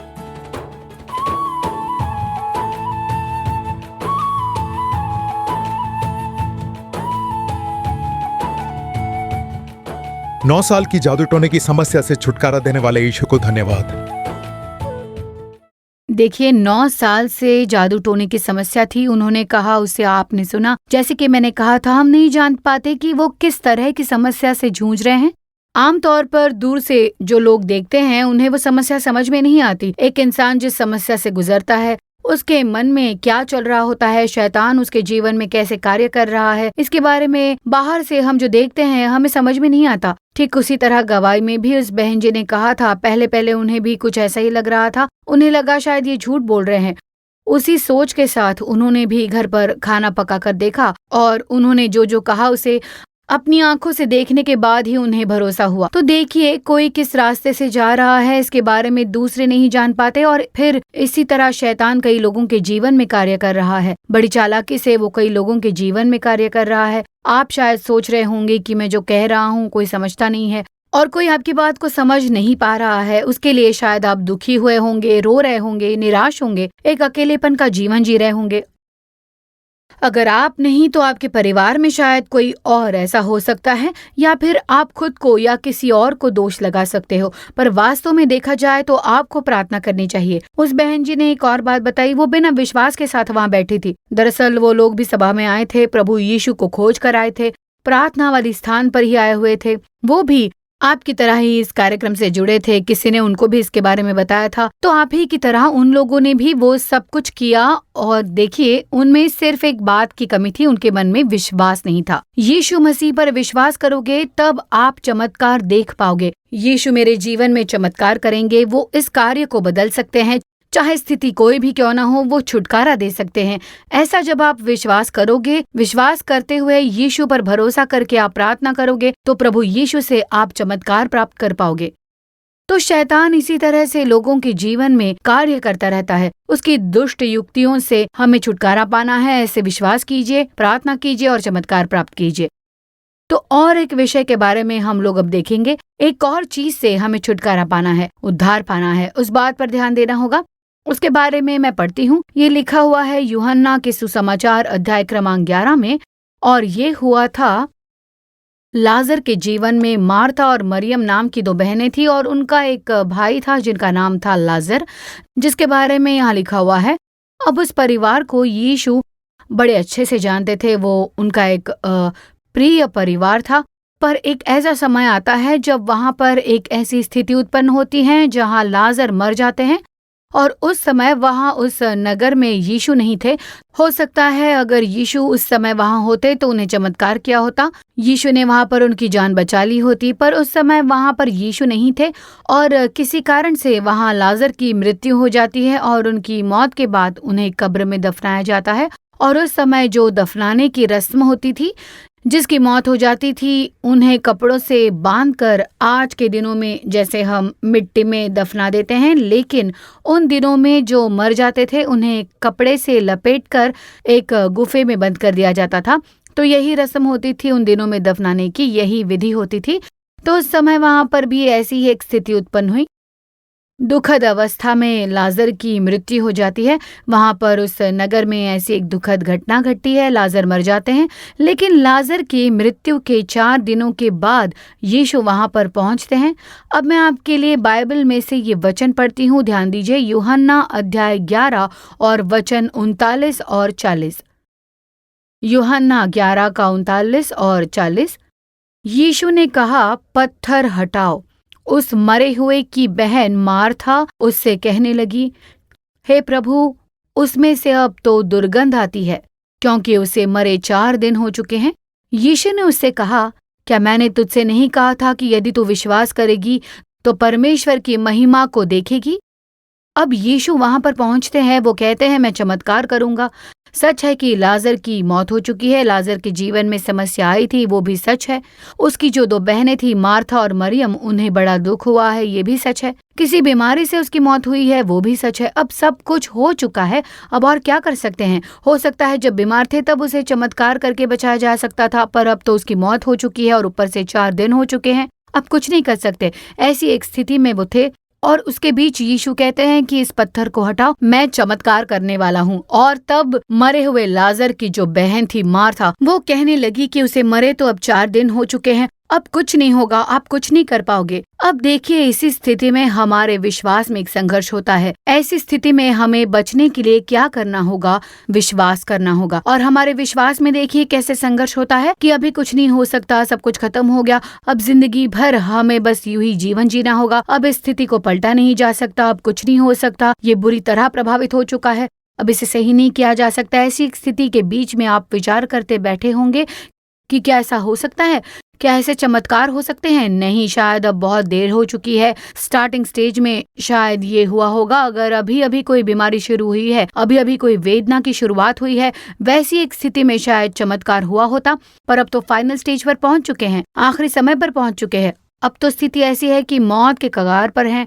अभी तो डॉक्टरों ने भी जवाब दे दिया है, इसमें कोई आशा नहीं दिख रही है, ऐसा कह दिया गया है। शरीर के कोई भी अंग काम नहीं कर रहे हैं, सभी बेकार हो रहे हैं। समझ में नहीं आ रहा है कि क्या करें, अब कोई चमत्कार नहीं हो सकता। ऐसे निराशा के साथ आप आज ये कार्यक्रम देख रहे होंगे। पर मैं आपको एक बात बता दूं, अगर आपके मन में यीशु पर विश्वास है तो निश्चय ही प्रभु आपके लिए चमत्कार करेंगे। और यहाँ पर भी वैसा ही हुआ। आगे जब हम पढ़ते हैं वचन 43 और 44 में, मैं आपके लिए वचन पढ़ती हूँ। ये कहकर उसने बड़े शब्द से पुकारा, हे लाजर, निकल आ। जो मर गया था वो कफन से हाथ पांव बंधे हुए निकल आया और उसका मुंह अंगोचे से लिपटा हुआ था। यीशु ने उसे कहा, उसे खोल दो और जाने दो। तो देखिए, वहां पर यीशु पहुंचते हैं और कहते हैं, लाजर निकल आ। और जिस तरह से लाजर को दफनाया गया था उसी तरह से वो बाहर निकल आए। भले ही मर के 4 दिन हो गए थे, लेकिन देखिए प्रभु का एक शब्द, यीशु के एक शब्द ने मरे हुए लाजर में जान फूंक दी थी। आज आप शायद कह रहे हो कि मेरे शरीर के अंग काम नहीं कर रहे हैं, मुझ में ये समस्या है, अब जीवन के आखिरी ही कुछ क्षण बचे हैं। ऐसे सोचकर आप शायद निराश हुए होंगे और कह रहे होंगे कि अभी कुछ नहीं हो सकता, अब कोई चारा नहीं है। इस तरह से निराश होकर अपना विश्वास खोए हुए स्थिति में हो। आप हमारा कार्यक्रम देख रहे हो और कह रहे हो कि किसी ने मुझसे जबरदस्ती की है, इसीलिए मैं इस कार्यक्रम को देख रहा हूँ, पर मुझे कोई आशा नहीं है। अगर मरे हुए लाजर को यीशु जीवित कर सकते हैं तो आपके जो अंग बेकार हो चुके हैं, जो काम नहीं कर रहे हैं, उसे प्रभु यीशु निश्चय ही जीवित कर सकते हैं। आप ऐसा मत सोचिए कि ये बिल्कुल संभव नहीं है। यीशु चमत्कार करने वाले प्रभु हैं। एक बार एक बहन ने हमें एक गवाही लिख कर भेजी थी। उस बहन का विवाह हो चुका था और काफी समय से बच्चा नहीं हो रहा था। प्रार्थना के साथ उन्होंने काफी कोशिशें की और कई अस्पतालों में भी उन्होंने इलाज करवाया, लेकिन उसके बावजूद कुछ फायदा नहीं हुआ। कई बार उनका मिसकैरेज हुआ था, अबॉर्शन हुआ था, और एक बार तो उनका बच्चा पैदा होते ही मर गया था। ऐसी भी स्थिति आई थी। तो उतनी मुसीबत और परेशानी झेली थी उस बहन ने, बहुत वेदना के बीच में थी वो बहन। उस स्थिति में भी उन्होंने कहा कि प्रभु यीशु मेरे लिए चमत्कार करेंगे। इस विश्वास के साथ उन्होंने प्रार्थना की और उसके बाद उन्होंने फिर से गर्भ धारण किया। और देखिए तब क्या हुआ, जब वो डॉक्टर के पास इलाज के लिए गई तब डॉक्टरों ने कहा कि इस बच्चे का सही विकास नहीं हुआ है, इसे अभी अबॉर्ट करना ही बेहतर होगा। इसे अगर आप रखोगी तो फिर बाद में बहुत परेशानी होगी। हो सकता है इस बच्चे के अंग प्रभावित हुए होंगे, शरीर में किसी कमी के साथ पैदा होगा ये बच्चा, इसीलिए सही होगा कि आप इस बच्चे को अबॉर्ट कर दीजिए। ऐसी सलाह दी गई। पर उस बहन जी के मन में एक सवाल आया। उन्होंने कहा, परमेश्वर ऐसा मेरे साथ क्यों करेंगे? उस बहन जी के मन में बहुत ही संघर्ष चल रहा था। वो बहुत सोच रही थी कि ऐसा मेरे साथ क्यों हो रहा है। इतने समय से तो गर्भ ठहर नहीं रहा था, इतने समय से बच्चा नहीं हुआ, उसके बाद एक बच्चा हुआ और वो भी मर गया। ऐसा क्यों हो रहा है? और अब प्रार्थना के बाद जब प्रभु ने मुझे एक माँ बनने का मौका दिया है, प्रभु ने मेरे जीवन में चमत्कार किया है, तो डॉक्टर की बातों से वो बहुत घबराहट हो रही थी। ऐसा क्यों हो रहा है मेरे जीवन में ही? ऐसा क्यों हो रहा है? पता नहीं परमेश्वर ने मेरे साथ ऐसा क्यों किया है। ऐसे सवाल, ऐसे संघर्ष उस बहन जी के मन में आए। लेकिन उस स्थिति में भी उस बहन जी ने अपने आप से एक सवाल किया कि इसमें से मुझे छुटकारा पाना है तो मुझे क्या करना है? यीशु पर विश्वास करना है। यीशु चमत्कार करेंगे। यीशु परमेश्वर है, ऐसा कुछ नहीं जो प्रभु यीशु नहीं कर सकते। यीशु निश्चय ही मेरे जीवन में चमत्कार करेंगे। ऐसे उस बहन जी ने विश्वास किया। उस विश्वास को उन्होंने छोड़ा नहीं। वो लगातार प्रार्थना कर रही थी, प्रभु अगले चेकअप से पहले मेरे जीवन में एक बहुत बड़ा चमत्कार कीजिए। मैं विश्वास करती हूँ कि प्रभु यीशु मेरे लिए चमत्कार करेंगे। ऐसे विश्वास के साथ वो बहन जी प्रार्थना कर रही थी। वो लगातार प्रार्थना कर रही थी और जिस बात के लिए वो विश्वास के साथ प्रार्थना कर रही थी, उसी विषय में प्रभु यीशु ने उनके लिए चमत्कार किया। उनकी प्रार्थना सुनकर प्रभु यीशु ने चमत्कार किया। अगली बार फिर से वो जब चेकअप के लिए गई तो सब कुछ नॉर्मल था, बच्चे का अच्छे से विकास हो रहा था। ऐसे वहां पर डॉक्टरों ने उन्हें बताया और वो सुनकर वो बहुत खुश हुई। हाँ, पर परमेश्वर ने मेरी प्रार्थना सुन ली। उसके बाद भी वो बहन जी लगातार प्रार्थना कर रही थी, प्रभु इस बच्चे को मेरे लिए एक आशीष बना दीजिए, इसे जन्म देने में मेरी आप मदद कीजिए। ऐसे उन्होंने प्रार्थना की और परमेश्वर ने बिना तकलीफ के एक स्वस्थ बच्चे को देकर आशीष दिया। देखिए, कई बार हमारे जीवन में भी ऐसे ही संघर्ष आते हैं। हमारे विचारों में संघर्ष होते हैं कि ऐसा हो जाएगा या वैसा हो जाएगा, या ऐसा क्यों हुआ, ऐसा वैसा क्यों हुआ, ऐसे कई सवाल आते हैं। लेकिन अगर इस स्थिति से मुझे बचना है तो, अगर इस स्थिति से मुझे सुरक्षित रहना है तो, अगर इस स्थिति में मुझे उद्धार चाहिए तो मुझे क्या करना है? यीशु पर विश्वास करो। यीशु पर विश्वास करोगे तभी हम प्रभु यीशु से चमत्कार प्राप्त कर सकते हैं। अब जब प्रभु पर विश्वास करते हैं तो हमारे जीवन में हमें जिस चीज की जरूरत है, हमें वो सुख और सुविधा प्राप्त होती है। क्या आप निराश होकर दुख में बैठे हो कि मैं बहुत कमजोर हूँ, मैं बहुत बीमार हूँ, मौत के कगार पर हूँ, मैं कोई भी काम नहीं कर पा रहा हूँ और मेरे हर एक काम को करने के लिए मुझे दूसरों पर निर्भर रहना पड़ता है, दूसरों के मदद की जरूरत पड़ती है मुझे, मैं अपने आप से कोई काम भी नहीं कर पा रहा हूँ, दूसरे जो आसानी से कर लेते हैं वो मैं बिल्कुल भी नहीं कर पाता, मुझ में एक बहुत बुरी बीमारी है, मैं बहुत संघर्ष कर रहा हूँ, मैं बड़ी वेदना में हूँ, ऐसा कह रहे हो? ठीक इसी तरह संघर्ष में जूझ रहे एक बहन जी की आपने गवाही सुनी थी कल, जिसमें उस बहन जी ने कहा था कि लगभग 20 साल से वो अपनी रीढ़ की हड्डी में समस्या को लेकर बहुत परेशान थी। 20 साल से उनकी रीढ़ बुरी तरह से प्रभावित हुई थी, बहुत दर्द रहता था। 20 साल से लगातार उनकी रीढ़ में दर्द रहता था। जरा सोचिए तो, ठीक से खड़ी नहीं रह पाती थी, सीढ़ी नहीं चढ़ पाती थी, चल नहीं पाती थी, लेटने पर भी उसे नींद नहीं आती थी। लगभग 20 साल से उनकी नींद उड़ गई थी, ऐसी बुरी तरह से प्रभावित थी वो। अब उन्हें ये भी पता चल चुका था कि अब इसमें कोई आशा नहीं रह गई है, अब मैं इससे उभर नहीं पाऊंगी। कितने सारे डॉक्टरों को देख लिया, बहुत इलाज करा लिया, बहुत पैसे भी खर्च हो चुके हैं, क्या इसमें से मुझे छुटकारा मिल सकता है? ऐसी पूरी तरह से निराशा की स्थिति में वो बहन जी भी थी। और देखिए, इसी तरह के एक कार्यक्रम के द्वारा उनके विश्वास में बढ़ोतरी हुई। प्रभु यीशु चमत्कार कर सकते हैं। उस स्थिति में क्या करें? यीशु चमत्कार करेंगे, यीशु चमत्कार कर सकते हैं। ऐसे उस बहन जी ने प्रार्थना करनी शुरू की। उन्होंने प्रार्थना की और प्रभु यीशु ने चमत्कार किया। 20 साल तक वो जो कुछ भी नहीं कर पाती थी, उसके बाद वो काम कर सकती थी। वो चल फिर पा रही थी, झुक पा रही थी और अपने घर का सारा काम कर पा रही थी। वो चैन से सो पा रही थी और इतना ही नहीं, अब वो सीढ़ियां भी चढ़ पा रही थी। प्रभु यीशु ही चमत्कार कर सकते हैं। प्रभु यीशु हमारे जीवन में चमत्कार करने वाले प्रभु है। ऐसा कोई कार्य नहीं जो वो नहीं कर सकते हैं। इसीलिए आप कई सारे कार्यों के बारे में मत सोचिए कि ये कैसे संभव है। अब कोई आशा नहीं बची है। डॉक्टरों ने भी जवाब दे दिया है, मुझे जीवन भर दवाइयाँ लेनी पड़ेंगी। डॉक्टरों ने कहा है कि मेरी हड्डियाँ घिस चुकी है, बस मुझे तो अब इसी के साथ जीवन जीना पड़ेगा, कई बातों का ध्यान रखना पड़ेगा। क्या आप भी अपने मन में इतने विचारों के साथ जीते हो? पर प्रभु यीशु चमत्कार करेंगे। आपके अंग जो बेकार हो चुके थे वो प्रभु यीशु चंगा करेंगे। क्या आप मृत्यु की शैया पर हो, आपके अंग बुरी तरह से प्रभावित है, प्रभु यीशु आपको चंगाई दे सकते हैं। अब हम आगे और एक गवाही देखने वाले हैं, और ये एक बहन जी की गवाही है जिन्हें अपने जीवन में कोई आशा नहीं दिख रही थी, और उसके बाद जब वो आखिरी क्षण में थी तब प्रभु ने उनके जीवन में एक चमत्कार किया। प्रभु यीशु ने उनके जीवन में भलाई की। अब हम उसी गवाही को देखने वाले हैं बहन शकीला तिरुवल्लुर से। मैं हूँ सगीला, जिला तिरुवल्लुर और मुदुरगांव में रहती हूँ। मेरे 2 बेटे हैं और मेरे पति खेतीबाड़ी करते हैं। 10 साल से थायराइड की समस्या थी। बहुत पीड़ा झेली है मैंने, उसकी वजह से बहुत ही दर्द में रहती। थायराइड की वजह से हाथ पैर सूज जाते, खाना नहीं खा पाती, बहुत ही दर्द होता था, सांस फूल जाती थी, चल नहीं पाती और मेरा शरीर बहुत ही भारी हो जाता था। थायराइड की वजह से उसके हाथ पैर सूज जाते थे, चेहरा सूज जाता था, काम नहीं कर पाती थी और थक कर लेट जाती। उसे बहुत ही थकावट होती थी। मैं तो थोड़ी दूर तक भी चल नहीं पाती थी।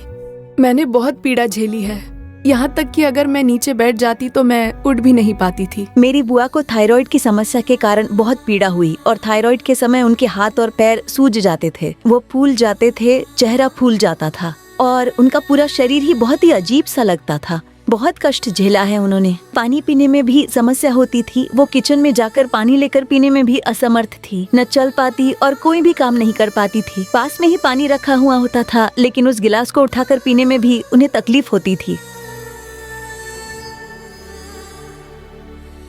मुझे बिल्कुल नींद नहीं आती थी, रात को भी नहीं, दिन में भी नहीं, मेरी पूरी नींद उड़ गई थी।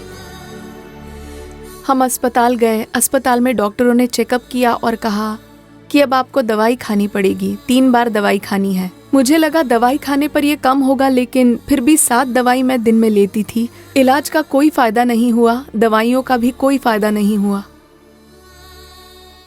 डॉक्टरों ने कहा कि तुरंत इनका ऑपरेशन करना होगा और ऑपरेशन के बाद भी 3 महीने ही ये जीवित रह पाएंगी, और ऑपरेशन नहीं किया तभी भी 3 महीने ही ये जीवित रहेंगी। तब मानसिक तौर पर हम लोग बहुत ही दुखी हो गए थे। उन्होंने कह दिया था कि ऑपरेशन करेंगे तब भी 3 महीने, या नहीं किए तब भी 3 महीने ही रहेंगी। हमने उनसे कहा ठीक है, हम सोचकर बताते हैं, कहकर हम लोग घर आ गए।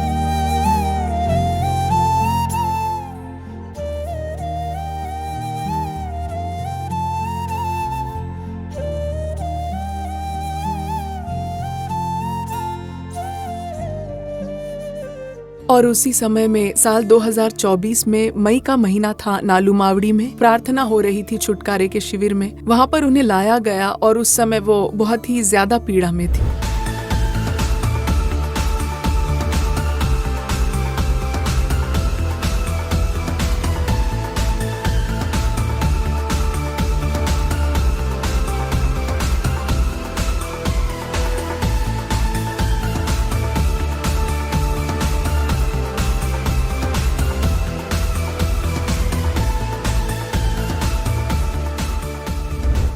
दूसरे दिन की प्रार्थना में मैं रोते हुए थायराइड के लिए प्रार्थना कर रही थी। तब भाई मोहन ने आकर, उन्होंने भी थायराइड के लिए प्रार्थना की। उनके साथ मिलकर मैं रोते हुए प्रार्थना कर रही थी। मैंने कहा, परमेश्वर मुझे छुटकारा दीजिए, छुटकारा दीजिए। मैंने पूर्ण छुटकारे के लिए प्रभु से प्रार्थना की, और वो भी थायराइड से ग्रस्त लोगों के लिए प्रार्थना कर रहे थे। उनकी चंगाई के लिए वो लगातार प्रार्थना कर रहे थे। तब मैं भी रोते हुए प्रार्थना कर रही थी, प्रभु मेरे थायराइड का गांठ भी निकल जाए, आप मुझे चंगाई दीजिए। प्रभु यीशु, आपको ही मुझे चंगाई देनी है, ऐसे मैंने प्रार्थना की। तब मैंने अपने गले से कुछ बाहर निकलते हुए महसूस किया। प्रार्थना के तुरंत बाद मैंने उनका चेहरा देखा। उनके गले का जो गांठ था वो अंदर चला गया और उसे देखकर मुझे बहुत खुशी हुई। और तब उन्होंने बड़े सामान्य रूप से मुझसे बातें की। अब मीटिंग से लौटकर मुझे 1 साल हो चुके हैं। उस दिन के बाद मैंने कभी कोई दवाइयाँ नहीं ली। अच्छे से मैं खा पाती हूँ, सोती हूँ, अच्छे से चल पा रही हूँ। अब मुझे कोई भी समस्या नहीं है। मैं पूर्ण रूप से स्वस्थ हूँ। हाथों पैरों में भी कोई सूजन नहीं है। अब चेहरे में भी कोई सूजन नहीं होता। अब सारा काम मैं आसानी से कर पाती हूँ। पिछले हफ्ते हम उनका चेकअप करने के लिए अस्पताल गए थे। अब थायराइड बिल्कुल नॉर्मल स्टेज में पहुँच चुका है। थायराइड की कोई समस्या नहीं है, ऐसा उन्होंने कहा।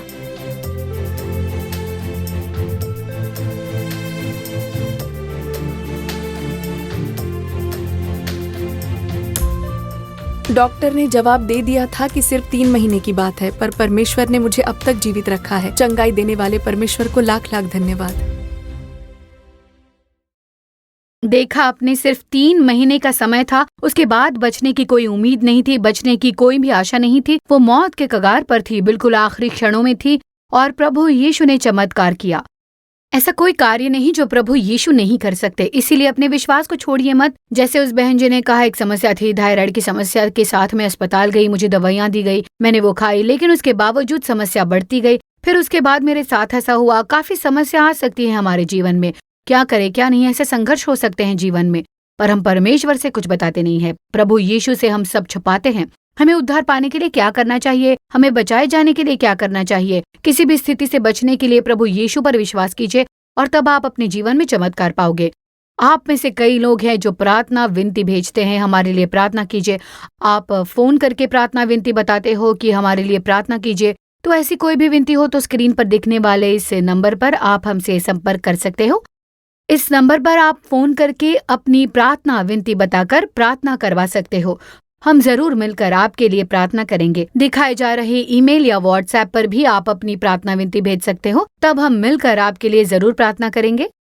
भले ही आप अपनी स्थिति औरों के साथ साझा करो। कई लोग अक्सर यही गलतियां करते हैं, दूसरों से कहते हैं कि ये मदद कर दे तो अच्छा हो, कोई मेरे लिए प्रार्थना करे तो अच्छा होगा, कोई मेरी मदद करे तो अच्छा होगा, ऐसा ही हम लोग सोचते हैं। निश्चय ही हम लोग सदा आपके लिए प्रार्थना किया करते हैं। चाहे आप अपनी विनती बताकर प्रार्थना करवाओ, या आप मेल भेजो या व्हाट्सएप करो, आपको सलाह देकर प्रार्थना करेंगे। फिर भी आपके प्रार्थना करने पर प्रभु चमत्कार करेंगे। आपका भी विश्वास चाहिए। हमारे विश्वास से हम आपके लिए प्रार्थना करते हैं। हम इस बात पर विश्वास करते हैं, इसीलिए ये बात हम आपको बता रहे हैं। तो हम विश्वास करते हैं, हम प्रार्थना करते हैं, लेकिन आपको भी विश्वास के साथ प्रार्थना करनी होगी, तभी प्रभु यीशु से आपको चमत्कार प्राप्त होगा। देखिए, इस बहन जी ने कितनी अच्छी गवाही दी थी। एक बहुत बढ़िया गवाही थी उस बहन जी की।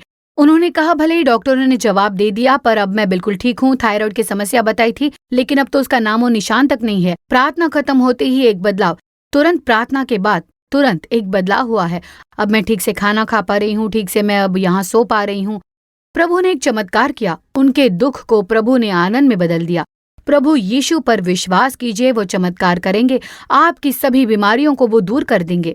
अच्छा, कई कार्यों में हम विश्वास को खो देते हैं। एक ऐसा विषय है जिसमें हम विश्वास को खो देते हैं। हम सोचते नहीं हैं, सब कुछ भूल जाते हैं। तो उस विषय के बारे में अब हम आगे देखने वाले हैं। मरकुस अध्याय 10 में उसके बारे में लिखा गया है। वचन 46 में से मैं आपको पढ़ के दिखाती हूँ। वे यरीहो में आए, और जब वो और उसके चेले और एक बड़ी भीड़ यरीहो से निकलती थी, तब तिमाई का पुत्र बरतिमाई, एक अंधा भिखारी, सड़क के किनारे बैठा था। वो ये सुनकर कि यीशु नासरी है, पुकार पुकार कर कहने लगा, हे दाऊद की संतान, यीशु मुझ पर दया कर। बहुतों ने उसे डांटा कि चुप रहे, पर वो और भी पुकारने लगा, हे दाऊद की संतान, मुझ पर दया कर। तब यीशु ने ठहर कर कहा, उसे बुलाओ। और लोगों ने उस अंधे को बुलाकर उससे कहा, ढाढ़स बांध, उठ, वो तुझे बुलाता है। वो अपना कपड़ा फेंक कर शीघ्र उठा और यीशु के पास आया। इस पर यीशु ने उससे कहा, तू क्या चाहता है कि मैं तेरे लिए करूं? अंधे ने उससे कहा, हे रब्बी, ये कि मैं देखने लगूं। यीशु ने उससे कहा, चला जा, तेरे विश्वास ने तुझे चंगा कर दिया है। वो तुरंत देखने लगा और मार्ग में उसके पीछे हो लिया। तो यहाँ पर एक और विषय है, मैंने इसे आपके लिए पढ़ा था और आपने इस पर ध्यान दिया होगा। वहाँ पर एक अंधा भिखारी रास्ते पर भीख मांग रहा था। वो अंधा था और वो कुछ नहीं कर पाता था, इसीलिए वो रास्ते पर सिर्फ भीख मांगने का काम करता था। वो बचपन से ही अंधा था। अगर ऐसा न होता तो शायद वो किसी अच्छे काम पर होता, कहीं और नौकरी करके वो अपनी जीविका चला रहा होता, लेकिन उस समय वो अपनी आंखों से देख नहीं पा रहा था। उसकी मदद करने वाला कोई भी नहीं था। वैसी एक स्थिति थी, इसीलिए तो वहां पर बैठकर वो भीख मांग रहा था। लिखा है कि सड़क के किनारे पर बैठकर वो भीख मांग रहा था। यीशु जब वहां पर पहुंचे तो लिखा है कि उसने अपना कपड़ा फेंक दिया और शीघ्र उठा और यीशु के पास आया। तो ये कौन सा कपड़ा था? वहां पर जो अंधे हुआ करते थे उन्हें एक तरह का कपड़ा दिया जाता था। ये उस समय की गवर्नमेंट की ओर से अंधों के लिए एक सर्टिफिकेशन के लिए ऐसे कपड़े दिए जाते थे, जिससे पता लग सके अगर रास्ते से कोई घोड़ा या कोई रथ आता हो तो उन्हें समझ में आए कि यहाँ एक अंधा है और लोग उन्हें देखकर बाजू से होकर निकल जाते थे। इसीलिए उस समय की सरकार ने ऐसी योजना बनाकर जो अंधे होते उन्हें ऐसे कपड़े दिया करते थे। अब वो बचपन से ही अंधे थे और अंधा होने की वजह से वो खुद से कुछ नहीं कर पाते थे। उन्हें दूसरों पर निर्भर रहना पड़ता था। ऐसा करने के अलावा उनके पास और कोई रास्ता भी नहीं था। बस उसे उम्मीद थी बाकी लोग जैसे जी रहे हैं वैसे उसे भी जीना था, लेकिन क्या करना है ये उसे नहीं पता था। इसीलिए वो भीख मांग रहा था कि मेरी मदद कीजिए। ऐसी हालत में वो अंधा व्यक्ति रास्ते के किनारे पर बैठा था। और आज बहुत से समयों में हम भी पाप में गिर जाते हैं, हम पाप में जी रहे हैं और इसीलिए हम कहते हैं मेरी मदद करो, मुझे इससे बाहर निकलना है, मुझे बचना है। हम किसी से मदद मांगते हैं या खुद से ये सवाल करते हैं कि मुझे छुटकारा चाहिए, उद्धार चाहिए। अगर आप शराब पीने वाले से पूछे तो आप देखेंगे कि बहुत से लोग शराब के गुलाम होते हैं और उनके परिवार वाले कहते हैं ये शराब पीते हैं, लेकिन वो उस आदत से बाहर नहीं निकल पाते हैं, लेकिन उस आदत से बिल्कुल भी दूर होना चाहते हैं, पर उन्हें समझ में नहीं आता कि वो क्या करें। उन्हें पता है कि ये समस्या शराब से है, उन्हें ये भी पता है कि इसका असर उनके जीवन पर पड़ा है, लेकिन फिर भी वो उसमें से बाहर नहीं निकल पाते। उन्हें समझ नहीं आता कि क्या करे। वो चाहते हैं कि उन्हें छुटकारा मिल जाए। वो कहते हैं कि अगर कोई मदद मिल जाए तो अच्छा होगा। वो पाप की गुलामी में जी रहे हैं, पाप की ताकत ने उन्हें जकड़ लिया है, इसीलिए वो बाहर नहीं आ पाते। उस शराब की आदत से वो छुटकारा नहीं पा रहे हैं, उससे बाहर नहीं निकल पा रहे हैं। ऐसी स्थिति में बहुत से सवाल उठते हैं कि क्या करे, कैसे करे, क्यों नहीं निकल पा रहे हैं, कैसे इसमें से बाहर निकले। आप भी ऐसी स्थिति में आज हमारे इस कार्यक्रम को देख रहे होंगे। आप भी पाप के बीच में जी रहे हो सकते हैं, पाप के साथ बैठे हो सकते हैं। ऐसी ही हालत में वो अंधा व्यक्ति रास्ते के पास बैठा था और भीख मांग रहा था और उसे एक बात बताई गई थी कि यीशु ने, जैसे ही उस अंधे व्यक्ति ने सुना कि यीशु आ रहे हैं, उसने जोर से पुकारा कि यीशु मेरे पास आइए, मुझ पर दया कीजिए। वो यीशु से भी और सभी लोगों से मदद मांग रहा था।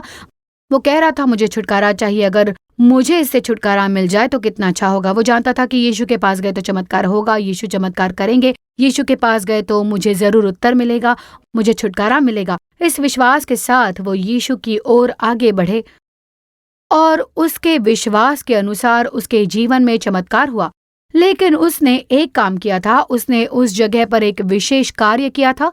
तो उसने क्या किया, उसने अपने ऊपर का कपड़ा उतार कर फेंक दिया और वहीं पर उसके विश्वास की परख होती है। उसने अपने पाप को कबूल किया, उसने मन ही मन में अपने पाप को कबूल किया था और कहा कि मेरे अंदर पाप है तो मुझे उस पाप से सबसे पहले छुटकारा चाहिए, मुझे छुटकारा मिलेगा। मैं यीशु के पास गया तो मुझे जरूर वो छुटकारा देंगे, मुझे चंगाई मिलेगी, ऐसे विश्वास किया। तब वो अपने ऊपर का कपड़ा फेंक कर दौड़ा। आज आप भी यीशु के पास आते हो, यीशु चमत्कार करते हैं, यीशु छुटकारा देते हैं, वो पाप से छुटकारा देते हैं। इस पाप से आप छुटकारा नहीं पा रहे हो, मुझे इस तरह के पाप के सामर्थ्य से छुटकारा नहीं मिल रहा है, मैं इस पाप से बचना चाहता हूँ, इससे छुटकारा पाना चाहते हो। अगर आप यीशु को ढूंढकर आज आए हुए होंगे तो एक बात है, हमें उस अंधे व्यक्ति के जीवन से कुछ सीखना चाहिए। क्या सीखना है कि मैं यीशु के पास आता हूँ, लेकिन जब यीशु कुछ कहते हैं क्या मैं वो काम करूंगा? जब वो अंधा व्यक्ति यीशु के पास आया, उसने अपने ऊपर का वस्त्र उतार कर फेंक दिया, वो पूरी तरह से समर्पित होकर आया। अब सवाल ये है कि जब आप यीशु के पास आते हैं, क्या आप खुद को पूरी तरह समर्पित कर सकते हैं? क्या आप अपने जीवन को प्रभु के हाथों में सौंप सकते हो? अगर आप कर सकते हो तो आप इस बंधन से पूरी तरह से मुक्त हो जाएंगे। बर्तिमाई ने भी वही किया था। उसने कहा मैं प्रभु के पास जा रहा हूँ, यीशु के पास जा रहा हूँ, मुझे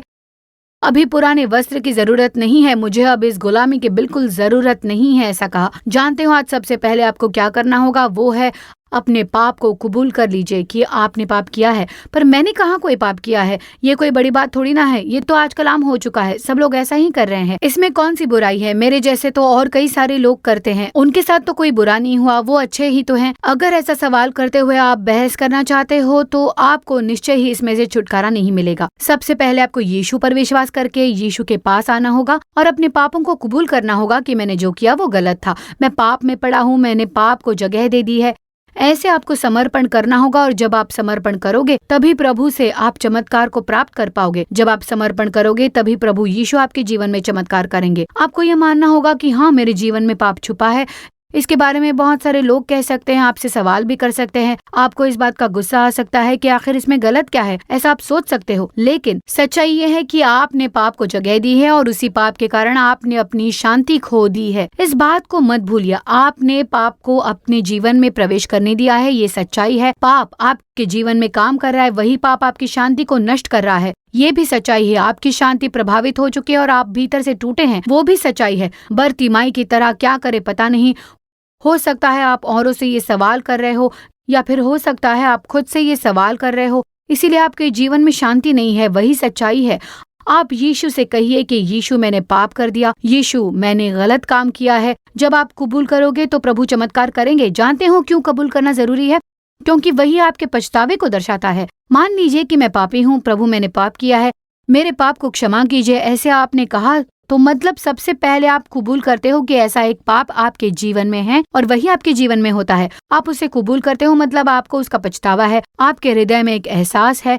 अगर आप एक भावुक और सच्चे दिल से प्रार्थना करते हैं तो आपको आसानी से छुटकारा मिल जाता है। एक बार एक युवा बहन आई जो कोरियन सीरीज देखने की बहुत आदी थी। वो लगातार कोरियन सीरीज देखती रहती थी, दिन रात उसे देखती थी। वो बार बार वही सीरीज बदल बदल कर देखती थी। आप सोच सकते हैं कि कोरियन सीरीज क्या है, ये सब हमें नहीं पता, ये सीरियल देखने की आदी जैसा है। तो वो युवा बहन भी उसी तरह कोरियन सीरियल देखने की बहुत आदी बन चुकी थी। लेकिन वो सिर्फ एक सीरियल नहीं था, वो एक सीरियल एक बार देखती फिर उसे दोबारा देखती थी।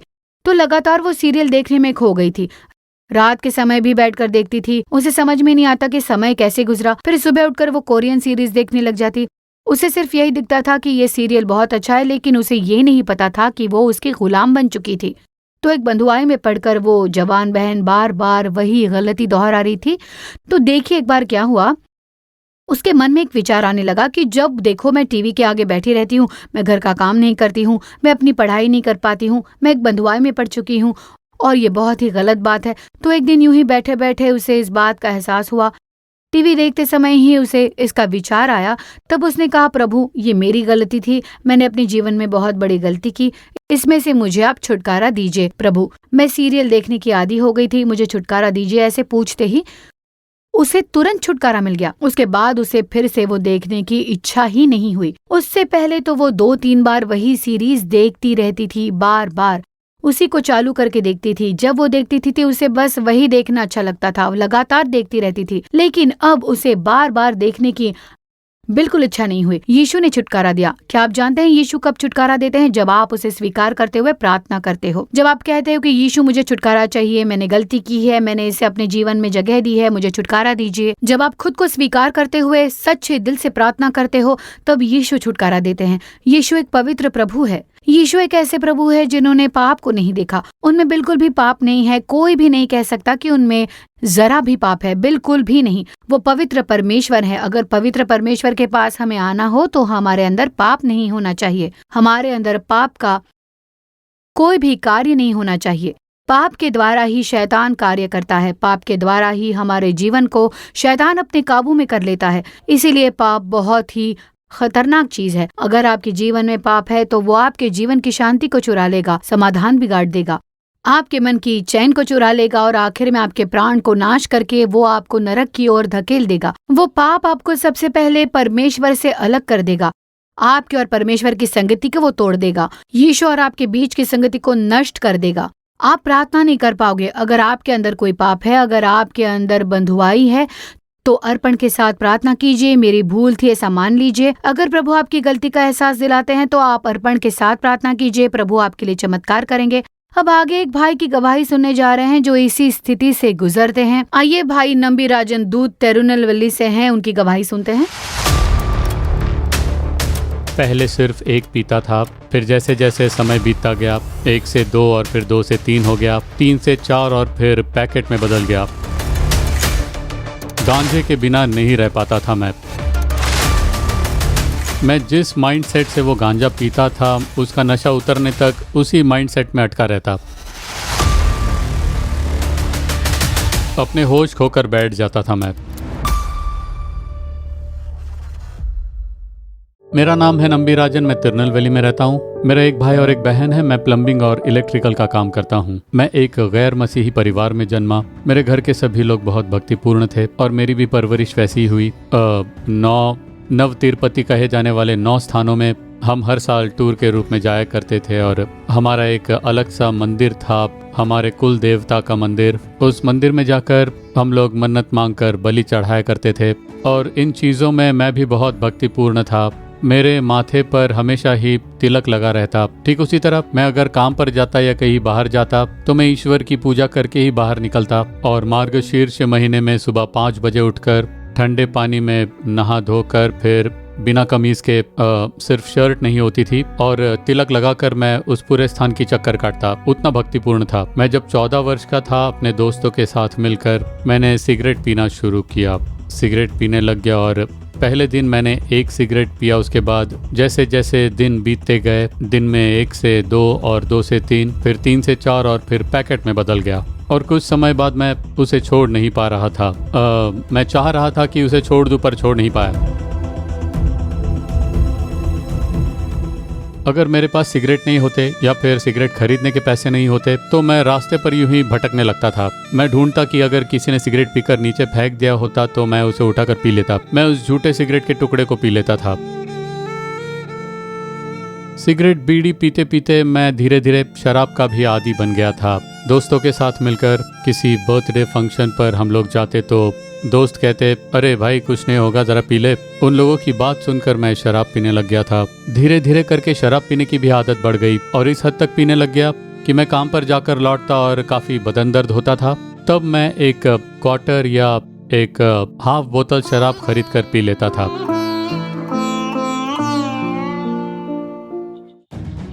और ऐसे हालात में मेरे एक दोस्त ने कहा कि सुन दोस्त, इन सब में क्या रखा है, मैं तुझे एक नई चीज़ देता हूँ, चल उसे ज़रा इस्तेमाल करके तो देख, फिर देख तुझे कितना मज़ा आता है।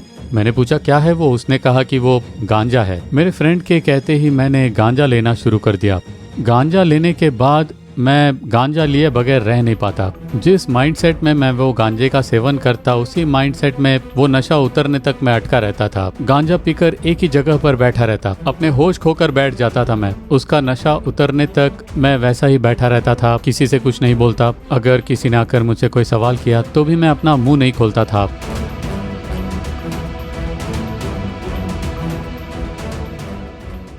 मेरे घर में एक बार एक फंक्शन हुआ और उस फंक्शन में भी मैं नशे में था। उसके बीच मेरे पिताजी ने आकर मुझसे डांट कर पूछा कि आज ऐसा क्यों किया तूने? तो मैंने उनकी कमीज पकड़कर उन्हें धकेल दिया। तो उसकी वजह से देखिए क्या हुआ। उस फंक्शन में जब हमारे सभी रिश्तेदार और सगे संबंधी थे, उनके सामने उन्होंने कह दिया कि अब से तू मेरा बेटा नहीं है, तू ये घर छोड़कर निकल जा। हम ये बात बिल्कुल भूल जाएंगे कि कोई हमारा बड़ा बेटा भी था।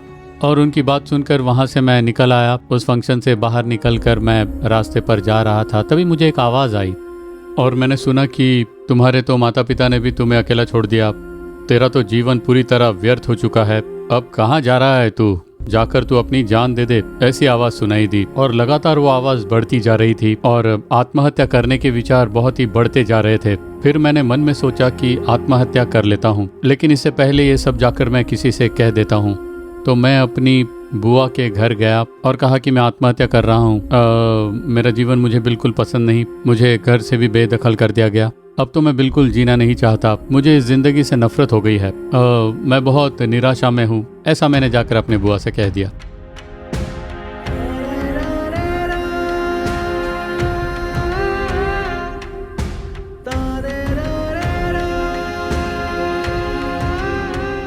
जब मैंने अपनी बुआ से जाकर इसके बारे में बताया तो उन्होंने मेरी हालत समझ ली और उन्होंने कहा कि तुझे छुटकारे की ज़रूरत है और वो मुझे नालुमावड़ी ले गई।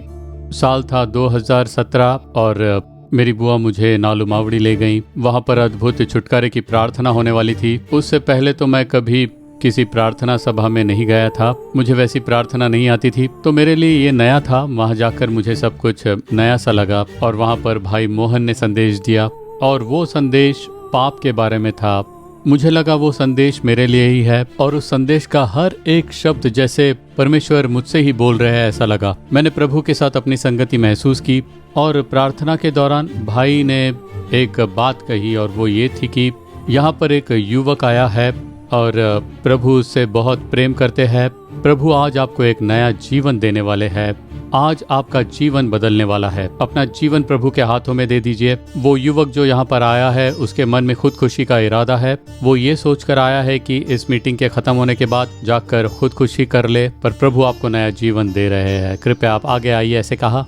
तो पता नहीं कैसे मैं खुद होकर आगे चला गया और आगे स्टेज के पास जाकर मैं नीचे गिर पड़ा और वहाँ पर मैं अपने नियंत्रण से बाहर हो गया था। मैं अपने आप को काबू में नहीं रख पाया और तब एक प्रकाशमान ज्योति ने आकर मुझे स्पर्श किया और वहीं पर मुझे एक छुटकारा महसूस हुआ। और उसके बाद किसी ने आकर मुझे उठाया और उठकर खड़े होते ही मुझ में एक बड़ा बदलाव आया। मेरे जो पाप के कार्य थे और खुदकुशी के जो विचार थे, उन सभी में से पूर्ण छुटकारा मिल गया। पूर्ण छुटकारा मिल गया था मुझे। उस मीटिंग को खत्म करके जब बाहर आया तब मुझ में एक खुशी भर गई थी। एक बहुत बड़ी शांति आ गई थी। शराब पीने की या गांजा पीने की मुझे जरा भी लत महसूस नहीं हुई और आत्महत्या का विचार तो पूरी तरह निकल गया था। मैं पूरी तरह से एक नया मनुष्य बन गया था। परमेश्वर ने मुझे एक नया हृदय दिया, मुझे पूरी तरह नया बना दिया। मैंने अपने अंदर उस नएपन को महसूस किया। मैंने अपने हाथों में कई तरह के धागे पहने हुए थे और मैंने ये कहते हुए उन धागों को निकाल कर फेंक दिया कि जो देवता मेरी सहायता नहीं कर पाए वो मुझे नहीं चाहिए। यीशु को मैंने अपने उद्धारकर्ता के रूप में स्वीकार किया। अब सुबह 1 घंटे और शाम को 1 घंटे में प्रार्थना करता हूँ। हर हफ्ते मैं कलीसिया जाता हूँ।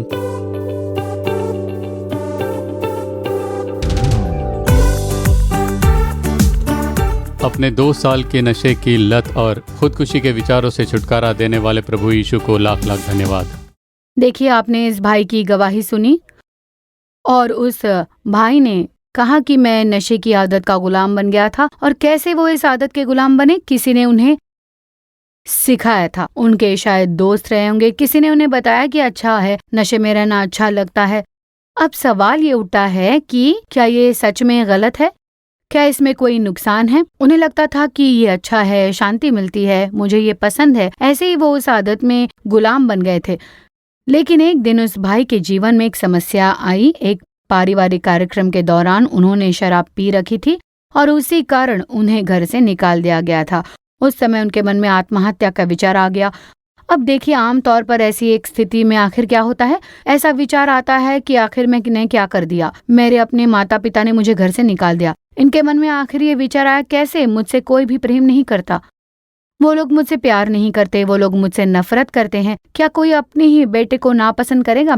ऐसे ही विचार उस भाई के मन में भी आए थे। अक्सर जब हम ऐसी स्थिति में होते हैं तो ऐसे ही विचार आते हैं। लेकिन जरा सोचिए, वास्तव में वहां पर आखिर हुआ क्या था? उसने अपने जीवन में पाप को जगह दी थी और उसी पाप के कारण वो गुलामी में फंस गया था। उस गुलामी से बाहर नहीं निकल पाने के कारण वो अपने परिवार के बीच में अपमानित होने की स्थिति में पहुंच गया। उसके घर से उसे इसलिए निकाला गया कि उसने अपने पाप को अपनाया था।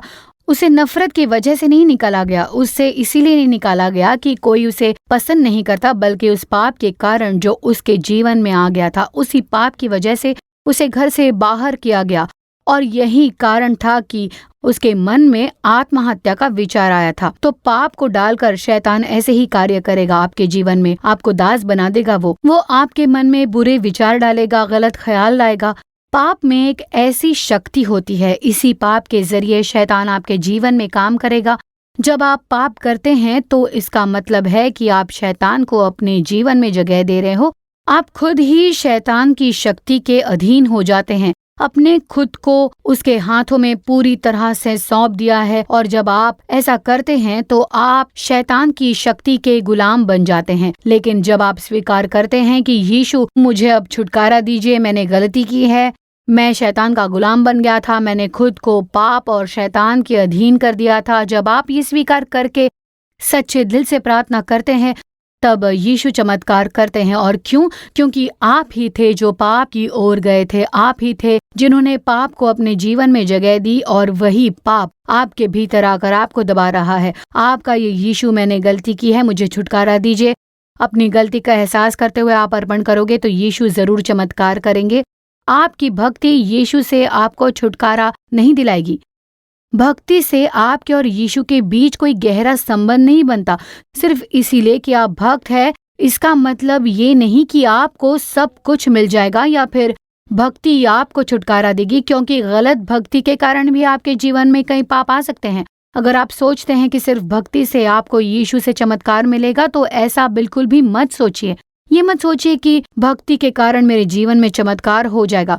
जब आप अपने पाप को स्वीकार करके प्रार्थना करते हैं तभी आपके जीवन में छुटकारा आता है। जब आप अपने पाप को स्वीकार करके प्रार्थना करते हैं तभी यीशु आपके जीवन में चमत्कार करते हैं।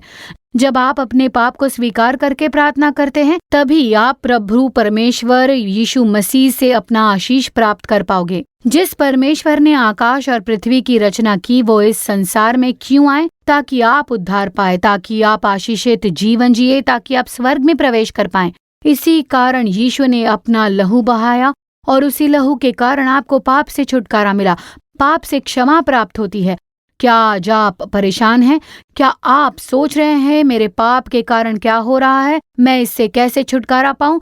तो जान लीजिए आपके लिए एक ही मार्ग है और वो है प्रभु यीशु। अगर आप प्रभु यीशु मसीह पर विश्वास करते हैं तो आप और आपका परिवार उद्धार पाएंगे। आप जिस भी परिस्थिति में हैं, आपका परिवार जिस भी स्थिति में है, उद्धार का मार्ग केवल प्रभु यीशु मसीह के द्वारा ही है। क्या आप आशा खो चुके हो कि मेरे जीवन में अब कुछ भी नहीं बचा है, मैं अपने जीवन में पूरी तरह से हार चुका हूँ? जिंदगी से और लोगों से नफरत करते हुए क्या आप परिस्थितियों से थक कर खुद पर ही गुस्सा और नफरत महसूस करते हो? तो इसमें से प्रभु यीशु ही आपको छुटकारा दे सकते हैं। अगर आपने कहा यीशु जी मुझे छुटकारा दीजिए, यीशु मेरे जीवन में चमत्कार कीजिए, तो जान लीजिए यीशु आपको छुटकारा देंगे। यीशु के लिए ऐसा कोई कार्य नहीं जो असंभव है। उनमें सामर्थ्य है, उनमें शक्ति है। अब हम प्रभु की महिमा के लिए एक गीत गाकर प्रार्थना करेंगे। प्रभु यीशु में वो शक्ति है जो आपको पाप से छुड़ाएगा। यीशु में शक्ति है आपको पाप से छुड़ाने की शक्ति, आपको उद्धार देने की शक्ति, आपको चंगाई देने की शक्ति। यीशु के लहू हमारे लिए बया है। वो लहू को, हमारे सब पापों को, शापों को निकालने वाले यीशु के लहू को हम आज गीत में गा के उसको महिमा करेंगे। शक्ति है, शक्ति महाशक्ति है यीशु के लहू में। शक्ति है, शक्ति महाशक्ति है यीशु की लहू में। शक्ति है, महाशक्ति है यीशु के लहू में। शक्ति है, शक्ति महाशक्ति है यीशु की लहू में। There is power, power, wonder-working power in the blood of the Lamb. There is power, power, wonder-working power in the precious blood of the Lamb. शक्ति है, शक्ति महाशक्ति है यीशु के लहू में। शक्ति है, महाशक्ति है यीशु की लहू में। शक्ति है, शक्ति महाशक्ति है यीशु के लहू में। शक्ति है, शक्ति महाशक्ति है यीशु की लहू में। यीशु की लहू में, यीशु की लहू में। आमीन आमीन। शक्ति है, शक्ति है, यीशु के पास शक्ति है। उन्होंने क्रूस पर जो अपना लहू बहाया और उसी लहू के द्वारा सामर्थ है। अब हम प्रार्थना करेंगे। अपने घुटने टेक लीजिए। जहाँ कहीं आपके जीवन में समस्या है वहाँ बोलिए, कहिए यीशु प्रभु, यीशु में सामर्थ है। यीशु में आपके पापों को क्षमा करने की सामर्थ है। क्या आप पाप में जकड़े हुए हैं तो अपने आप को समर्पित कीजिए और प्रार्थना कीजिए। कहिए यीशु मेरे पापों को क्षमा कीजिए। आप जानते हैं जब आप ये संदेश सुन रहे हैं आपके हृदय पाप के कारण बोझिल हो गया है। आपका हृदय आपको सच बता रहा है। अपने पापों को स्वीकार कीजिए और प्रार्थना कीजिए। किस पाप के गुलाम हैं आप? किस पाप में फंसे हुए हैं आप? अब समय है, आप स्वीकार कीजिए। स्वीकार करते हुए प्रार्थना कीजिए। प्रभु यीशु मसीह ही आपको छुड़ाएंगे। यीशु मसीह का नाम लीजिए, नाम लेकर उन्हें बुलाइए। प्रभु यीशु अपने लहू के द्वारा मेरे पापों को क्षमा कीजिए। आपने मेरे लिए क्रूस पर अपना लहू बहाया। कहिए प्रभु यीशु मेरे पापों को क्षमा कर दीजिए। प्रभु यीशु आपने मेरे लिए लहू बहाया। क्रूस पर मेरे लिए आपने अपना लहू बहाया। आपने कीलों को सहने के लिए स्वयं को सौंप दिया। अंतिम बूंद तक आपने मेरे लिए लहू बहाया। हे प्रभु यीशु, हम उस लहू पर विश्वास करते हैं जो आपने क्रूस पर बहाया। मुझे छुटकारा दीजिए, मेरे पापों को क्षमा कीजिए। कहिए कहिए, आप स्वीकार कीजिए, अपने पापों को स्वीकार कीजिए। जिस पाप को आपने अपने जीवन में जगह दी है उस पाप को स्वीकार कीजिए। कहिए प्रभु यीशु, मैंने इस पाप को अपने जीवन में जगह दी है।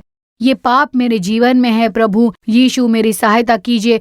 मेरे पापों को क्षमा कीजिए। हम वो कभी नहीं करना चाहते जो आपको पसंद नहीं है, पर मैं नशा करने लग गया, पाप में गिर गया, नशीली चीजों का सेवन करने लग गया था। मैं प्रभु, मैंने नशे की चीजों का उपयोग किया है। प्रभु मुझे क्षमा कर दीजिए, मुझे छुटकारा दीजिए। पिता, कहिए कहिए प्रभु यीशु से आप प्रार्थना कीजिए। जैसे जैसे आप प्रभु से मांगते हो आपको छुटकारा मिलेगा। जिन जिन पापों के लिए आपका हृदय आपको चेतावनी दे रहा है, उस पाप को स्वीकार कीजिए और प्रार्थना कीजिए। जब पाप क्षमा किया जाता है तभी छुटकारा संभव है। जब पाप क्षमा किया जाता है तभी आपकी प्रार्थना सुनी जाती है। कहिए प्रभु यीशु, ये लोग प्रार्थना कर रहे हैं प्रभु, वे पाप के गुलाम बन गए हैं, वे शराब के गुलाम बन गए हैं। यीशु मुझे क्षमा कीजिए, ऐसे बोलिए। यीशु मैंने नशे की चीजों का उपयोग किया है, यीशु मुझे क्षमा कीजिए। यही वो पुकार रहे हैं पिता, वे आपको पुकार रहे हैं। हे पिता, आपका लहू उनके हृदय को शुद्ध कर दे। हे प्रभु, उनके पापों को क्षमा कर दीजिए, नशे के पाप को क्षमा कर दीजिए। परमेश्वर, जो आपको पसंद नहीं वो काम हम फिर से ना कर पाए, उस पाप को क्षमा कीजिए प्रभु। उन्होंने अपने मन में उसे स्थान दिया है, उन्होंने अपने विचारों में पाप किया है पिता, गलत बातों को सोच लिया है, गलत चीजों को देख लिया है प्रभु, उस पाप को क्षमा कीजिए प्रभु। उन्होंने अपने जीवन में गलत बातों को जगह दी है, उस पाप को क्षमा कीजिए प्रभु। ये स्वीकार करके प्रार्थना कर रहे हैं पिता, वे स्वीकार करके प्रार्थना कर रहे हैं प्रभु। उन्हें अपनी शांति खो दी है और अब प्रार्थना कर रहे हैं। वे अपनी शांति खोकर आंसुओं में हैं। उन बच्चों को शांति दीजिए, उनके पापों को क्षमा कीजिए, उनके पापों को क्षमा कीजिए। अब भी बहुत ही लोग तर्क कर रहे हैं, क्या यह सच में पाप है? मैंने तो यह परिस्थिति के कारण किया, इसमें कोई गलती नहीं है। लेकिन हे प्रभु, कोई ना कोई तो बहुत बुरी हालात में है, बहुत बुरी तरह से प्रभावित हुआ है प्रभु। इन लोगों ने जो किया उसके परिणाम स्वरूप आपके किए गए कार्यों के कारण आपका जीवन पूरी तरह प्रभावित हुआ है। इसे स्वीकार करके आप प्रार्थना कीजिए। कहिए प्रभु यीशु, मेरे कार्यों के कारण एक परिवार शांति में नहीं है। आप स्वीकार कीजिए, कहिए मैंने गलती की है।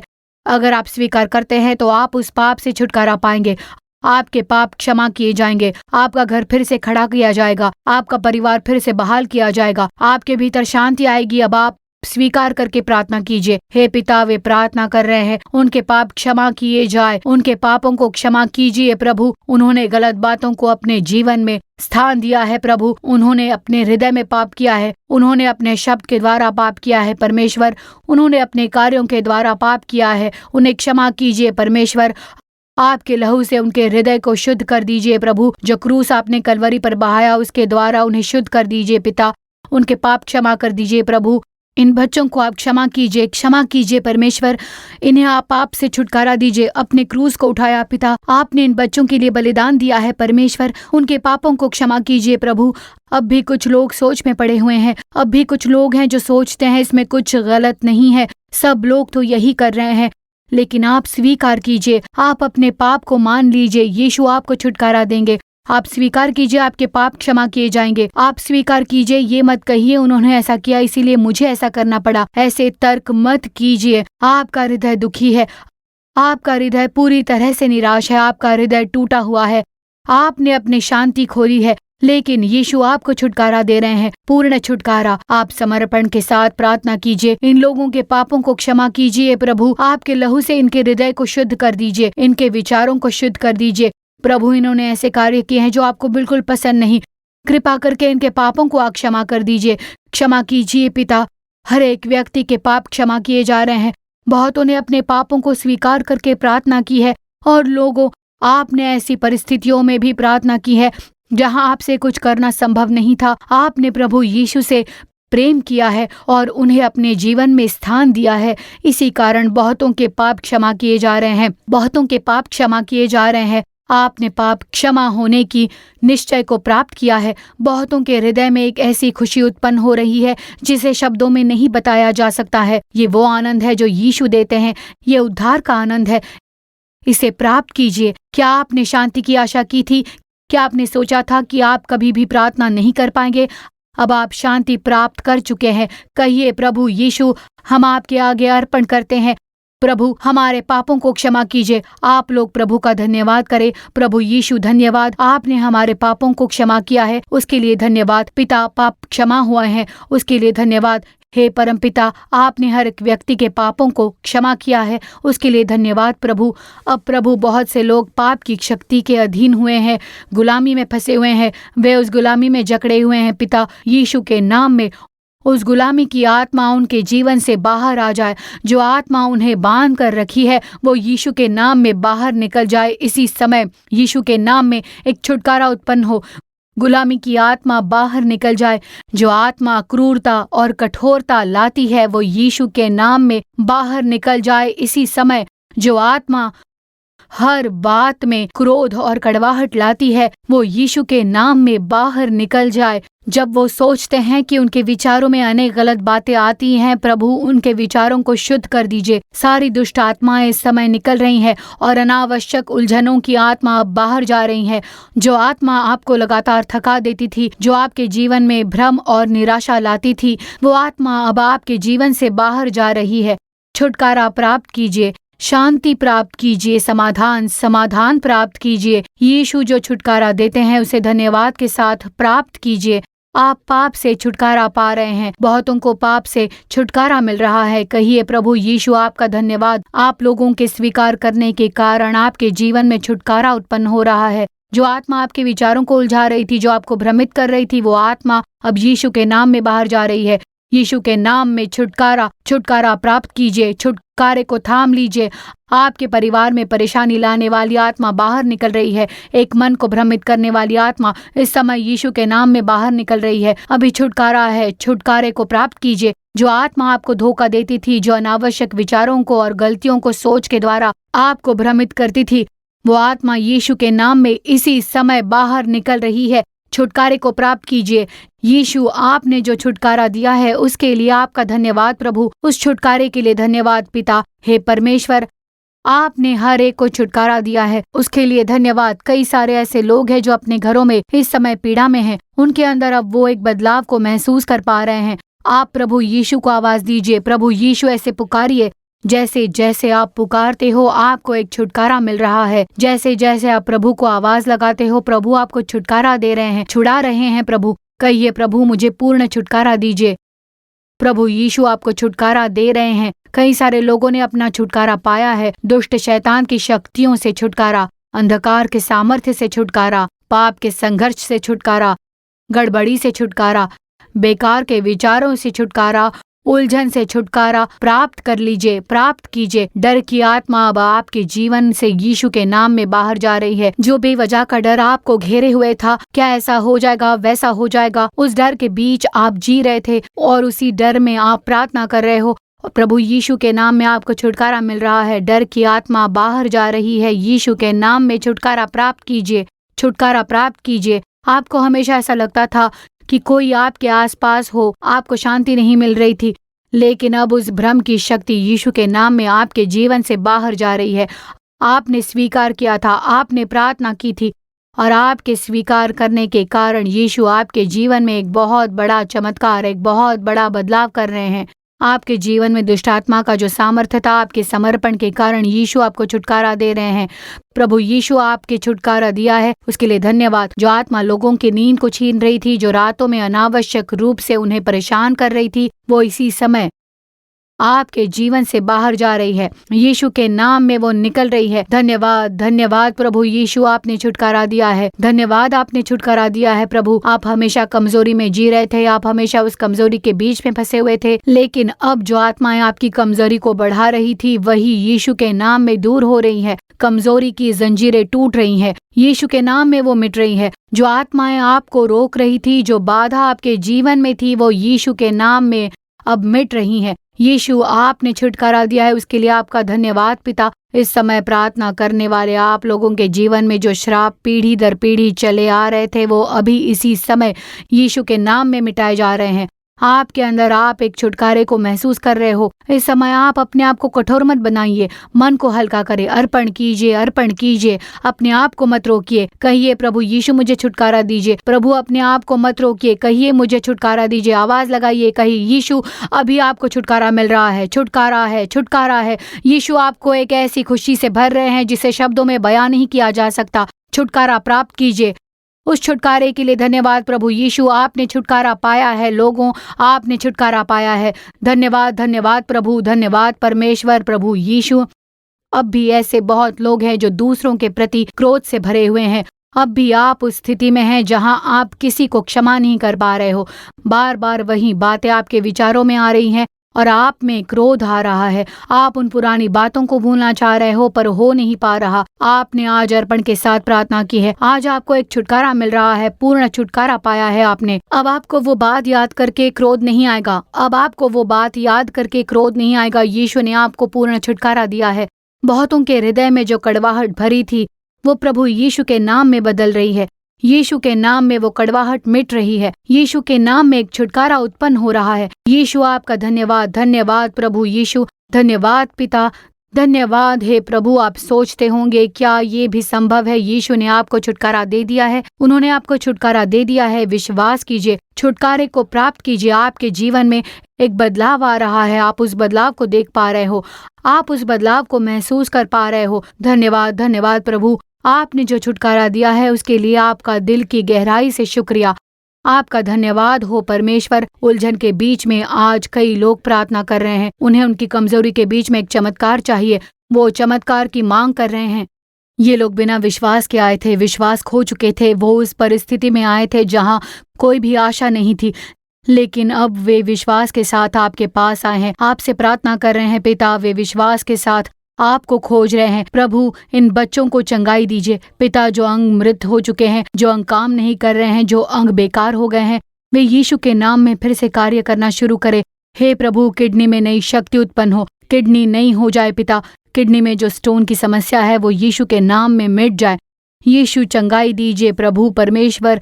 लीवर पर आपके हाथ रखे जाए प्रभु। हे पिता, लीवर में चंगाई हो जाए।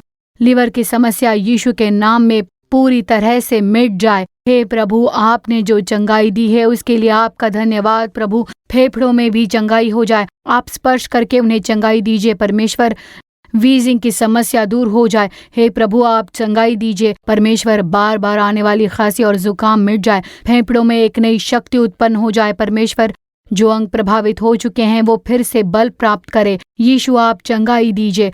हम हृदय के लिए प्रार्थना करते हैं प्रभु। जो हृदय प्रभावित हुए हैं वो एक नया हृदय बन जाए। आप उसे नया बना दीजिए पिता। आप चंगाई दीजिए प्रभु। आंतों में चंगाई उत्पन्न हो। थायराइड में जो गांठें हैं पूर्ण रूप से मिट जाए प्रभु। अनावश्यक गांठें यीशु के नाम में मिट जाए। जो लोग डर के साथ प्रार्थना कर रहे हैं, कहिए कैंसर की गांठ ना हो। हे प्रभु, आप सब कुछ सामान्य कर दीजिए। गांठों को मिटा दीजिए प्रभु। शरीर में जो भी गांठें दिखाई देती है उसे यीशु के नाम में मिटा दीजिए। यीशु, चंगाई दीजिए। आपके द्वारा दी गई चंगाई के लिए आपका धन्यवाद प्रभु।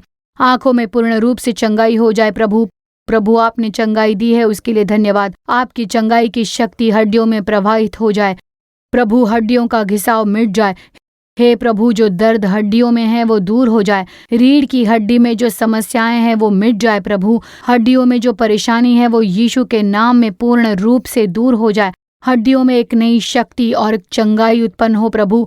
आपकी दी हुई चंगाई के लिए धन्यवाद। जो हाथ और पैर हिल नहीं पा रहे थे वो अब बल प्राप्त करें। यीशु, आपने चंगाई दी है उसके लिए धन्यवाद। आपने हर एक को छू कर चंगाई दी है। धन्यवाद पिता। सिर दर्द की समस्या, माइग्रेन की समस्या, एक तरफा सिर दर्द यीशु के नाम में ठीक हो रहा है। यीशु के नाम में चंगाई उत्पन्न हो रही है। यीशु, आपने जो चंगाई दी है उसके लिए धन्यवाद। धन्यवाद, आपने चंगाई दी है प्रभु। अनेक बच्चों के जीवन में आशीष मिला है और जो लोग आशीष के लिए प्रार्थना कर रहे हैं उन्हें आशीष दीजिए। हम गर्भधारण के आशीर्वाद के लिए, संतान के आशीष के लिए प्रार्थना कर रहे हैं पिता। आप हर एक संतान को आशीष दीजिए। आप उनके जीवन में जो बाधाएं हैं उन्हें दूर कीजिए। हे प्रभु, वे जीवन में रुकावटों से जूझ रहे हैं। रोजगार में रुकावट, पढ़ाई में रुकावट, हर एक बाधाएं पूरी तरह से हट जाए प्रभु परमेश्वर। हर एक बच्चों को अच्छी समझ दीजिए। पढ़ने वाले बच्चों को ज्ञान दीजिए प्रभु। आप उन्हें बुद्धि और समझ देकर मार्गदर्शन कीजिए। अपने हर एक को छूकर आशीष दिया है प्रभु। व्यवसायों को आशीष दीजिए। बिजनेस को आशीष दीजिए प्रभु। जो कर्ज की समस्या है उन्हें बदल दीजिए। कार्यस्थल को आशीष दीजिए। कार्यस्थल में शांति और चंगाई उत्पन्न हो जाए प्रभु। हे प्रभु, आपने हर एक को छूकर आशीष दिया है, उसके लिए हम दिल की गहराई से आपकी स्तुति करते हैं। प्रभु, आपने चंगाई दी है, उसके लिए धन्यवाद प्रभु यीशु के नाम में, आमीन।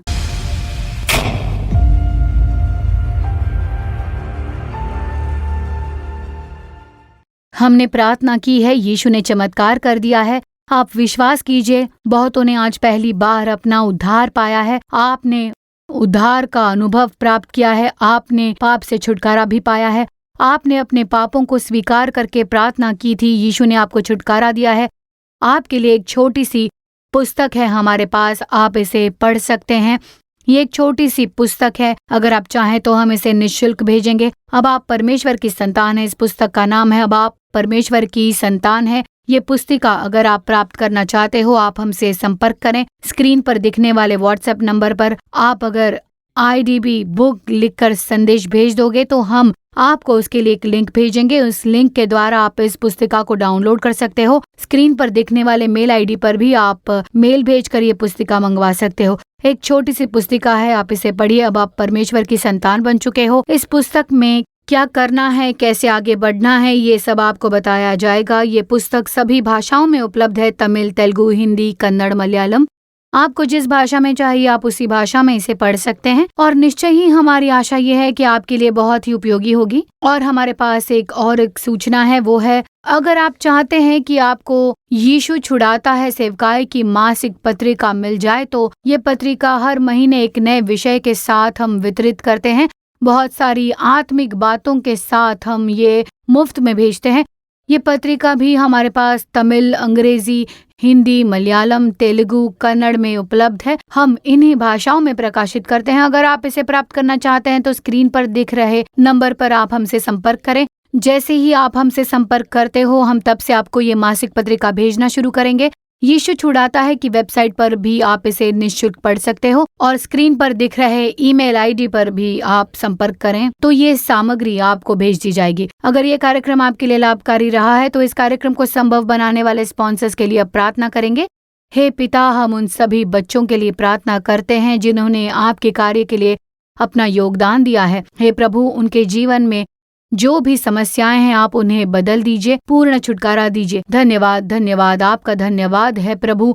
इन बच्चों को पवित्र कीजिए, आपके आगमन के लिए उन्हें तैयार कीजिए। उनका प्रतिफल स्वर्ग में महान हो, उसके लिए धन्यवाद। यीशु के नाम में प्रार्थना करते हैं, आमीन। यीशु ने चमत्कार किया है, आपके दिल में खुशी भर गई है। प्रभु ने चमत्कार किया है, उन्होंने छुटकारा दिया है, आपका उद्धार किया है, तो उद्धार की वो खुशी आपके मन में हमेशा रहने वाली है। यीशु ने आपसे बात की है, कई बातों को उजागर किया है, साफ साफ बातें की हैं। आप प्रभु की स्तुति कीजिए, उनसे बात करते रहिए। निश्चय ही वो आपको कई बातें और भी समझाएंगे। वो आपके संग रहकर आपका मार्गदर्शन करेंगे, आमीन। For further details and prayer support, contact Jesus Redeems Ministries, Nallumavadi, Tuticorin District, 628211. Our phone number 04435454545. Email info@jesusredeems.org. Our website www.jesusredeems.com. God bless you.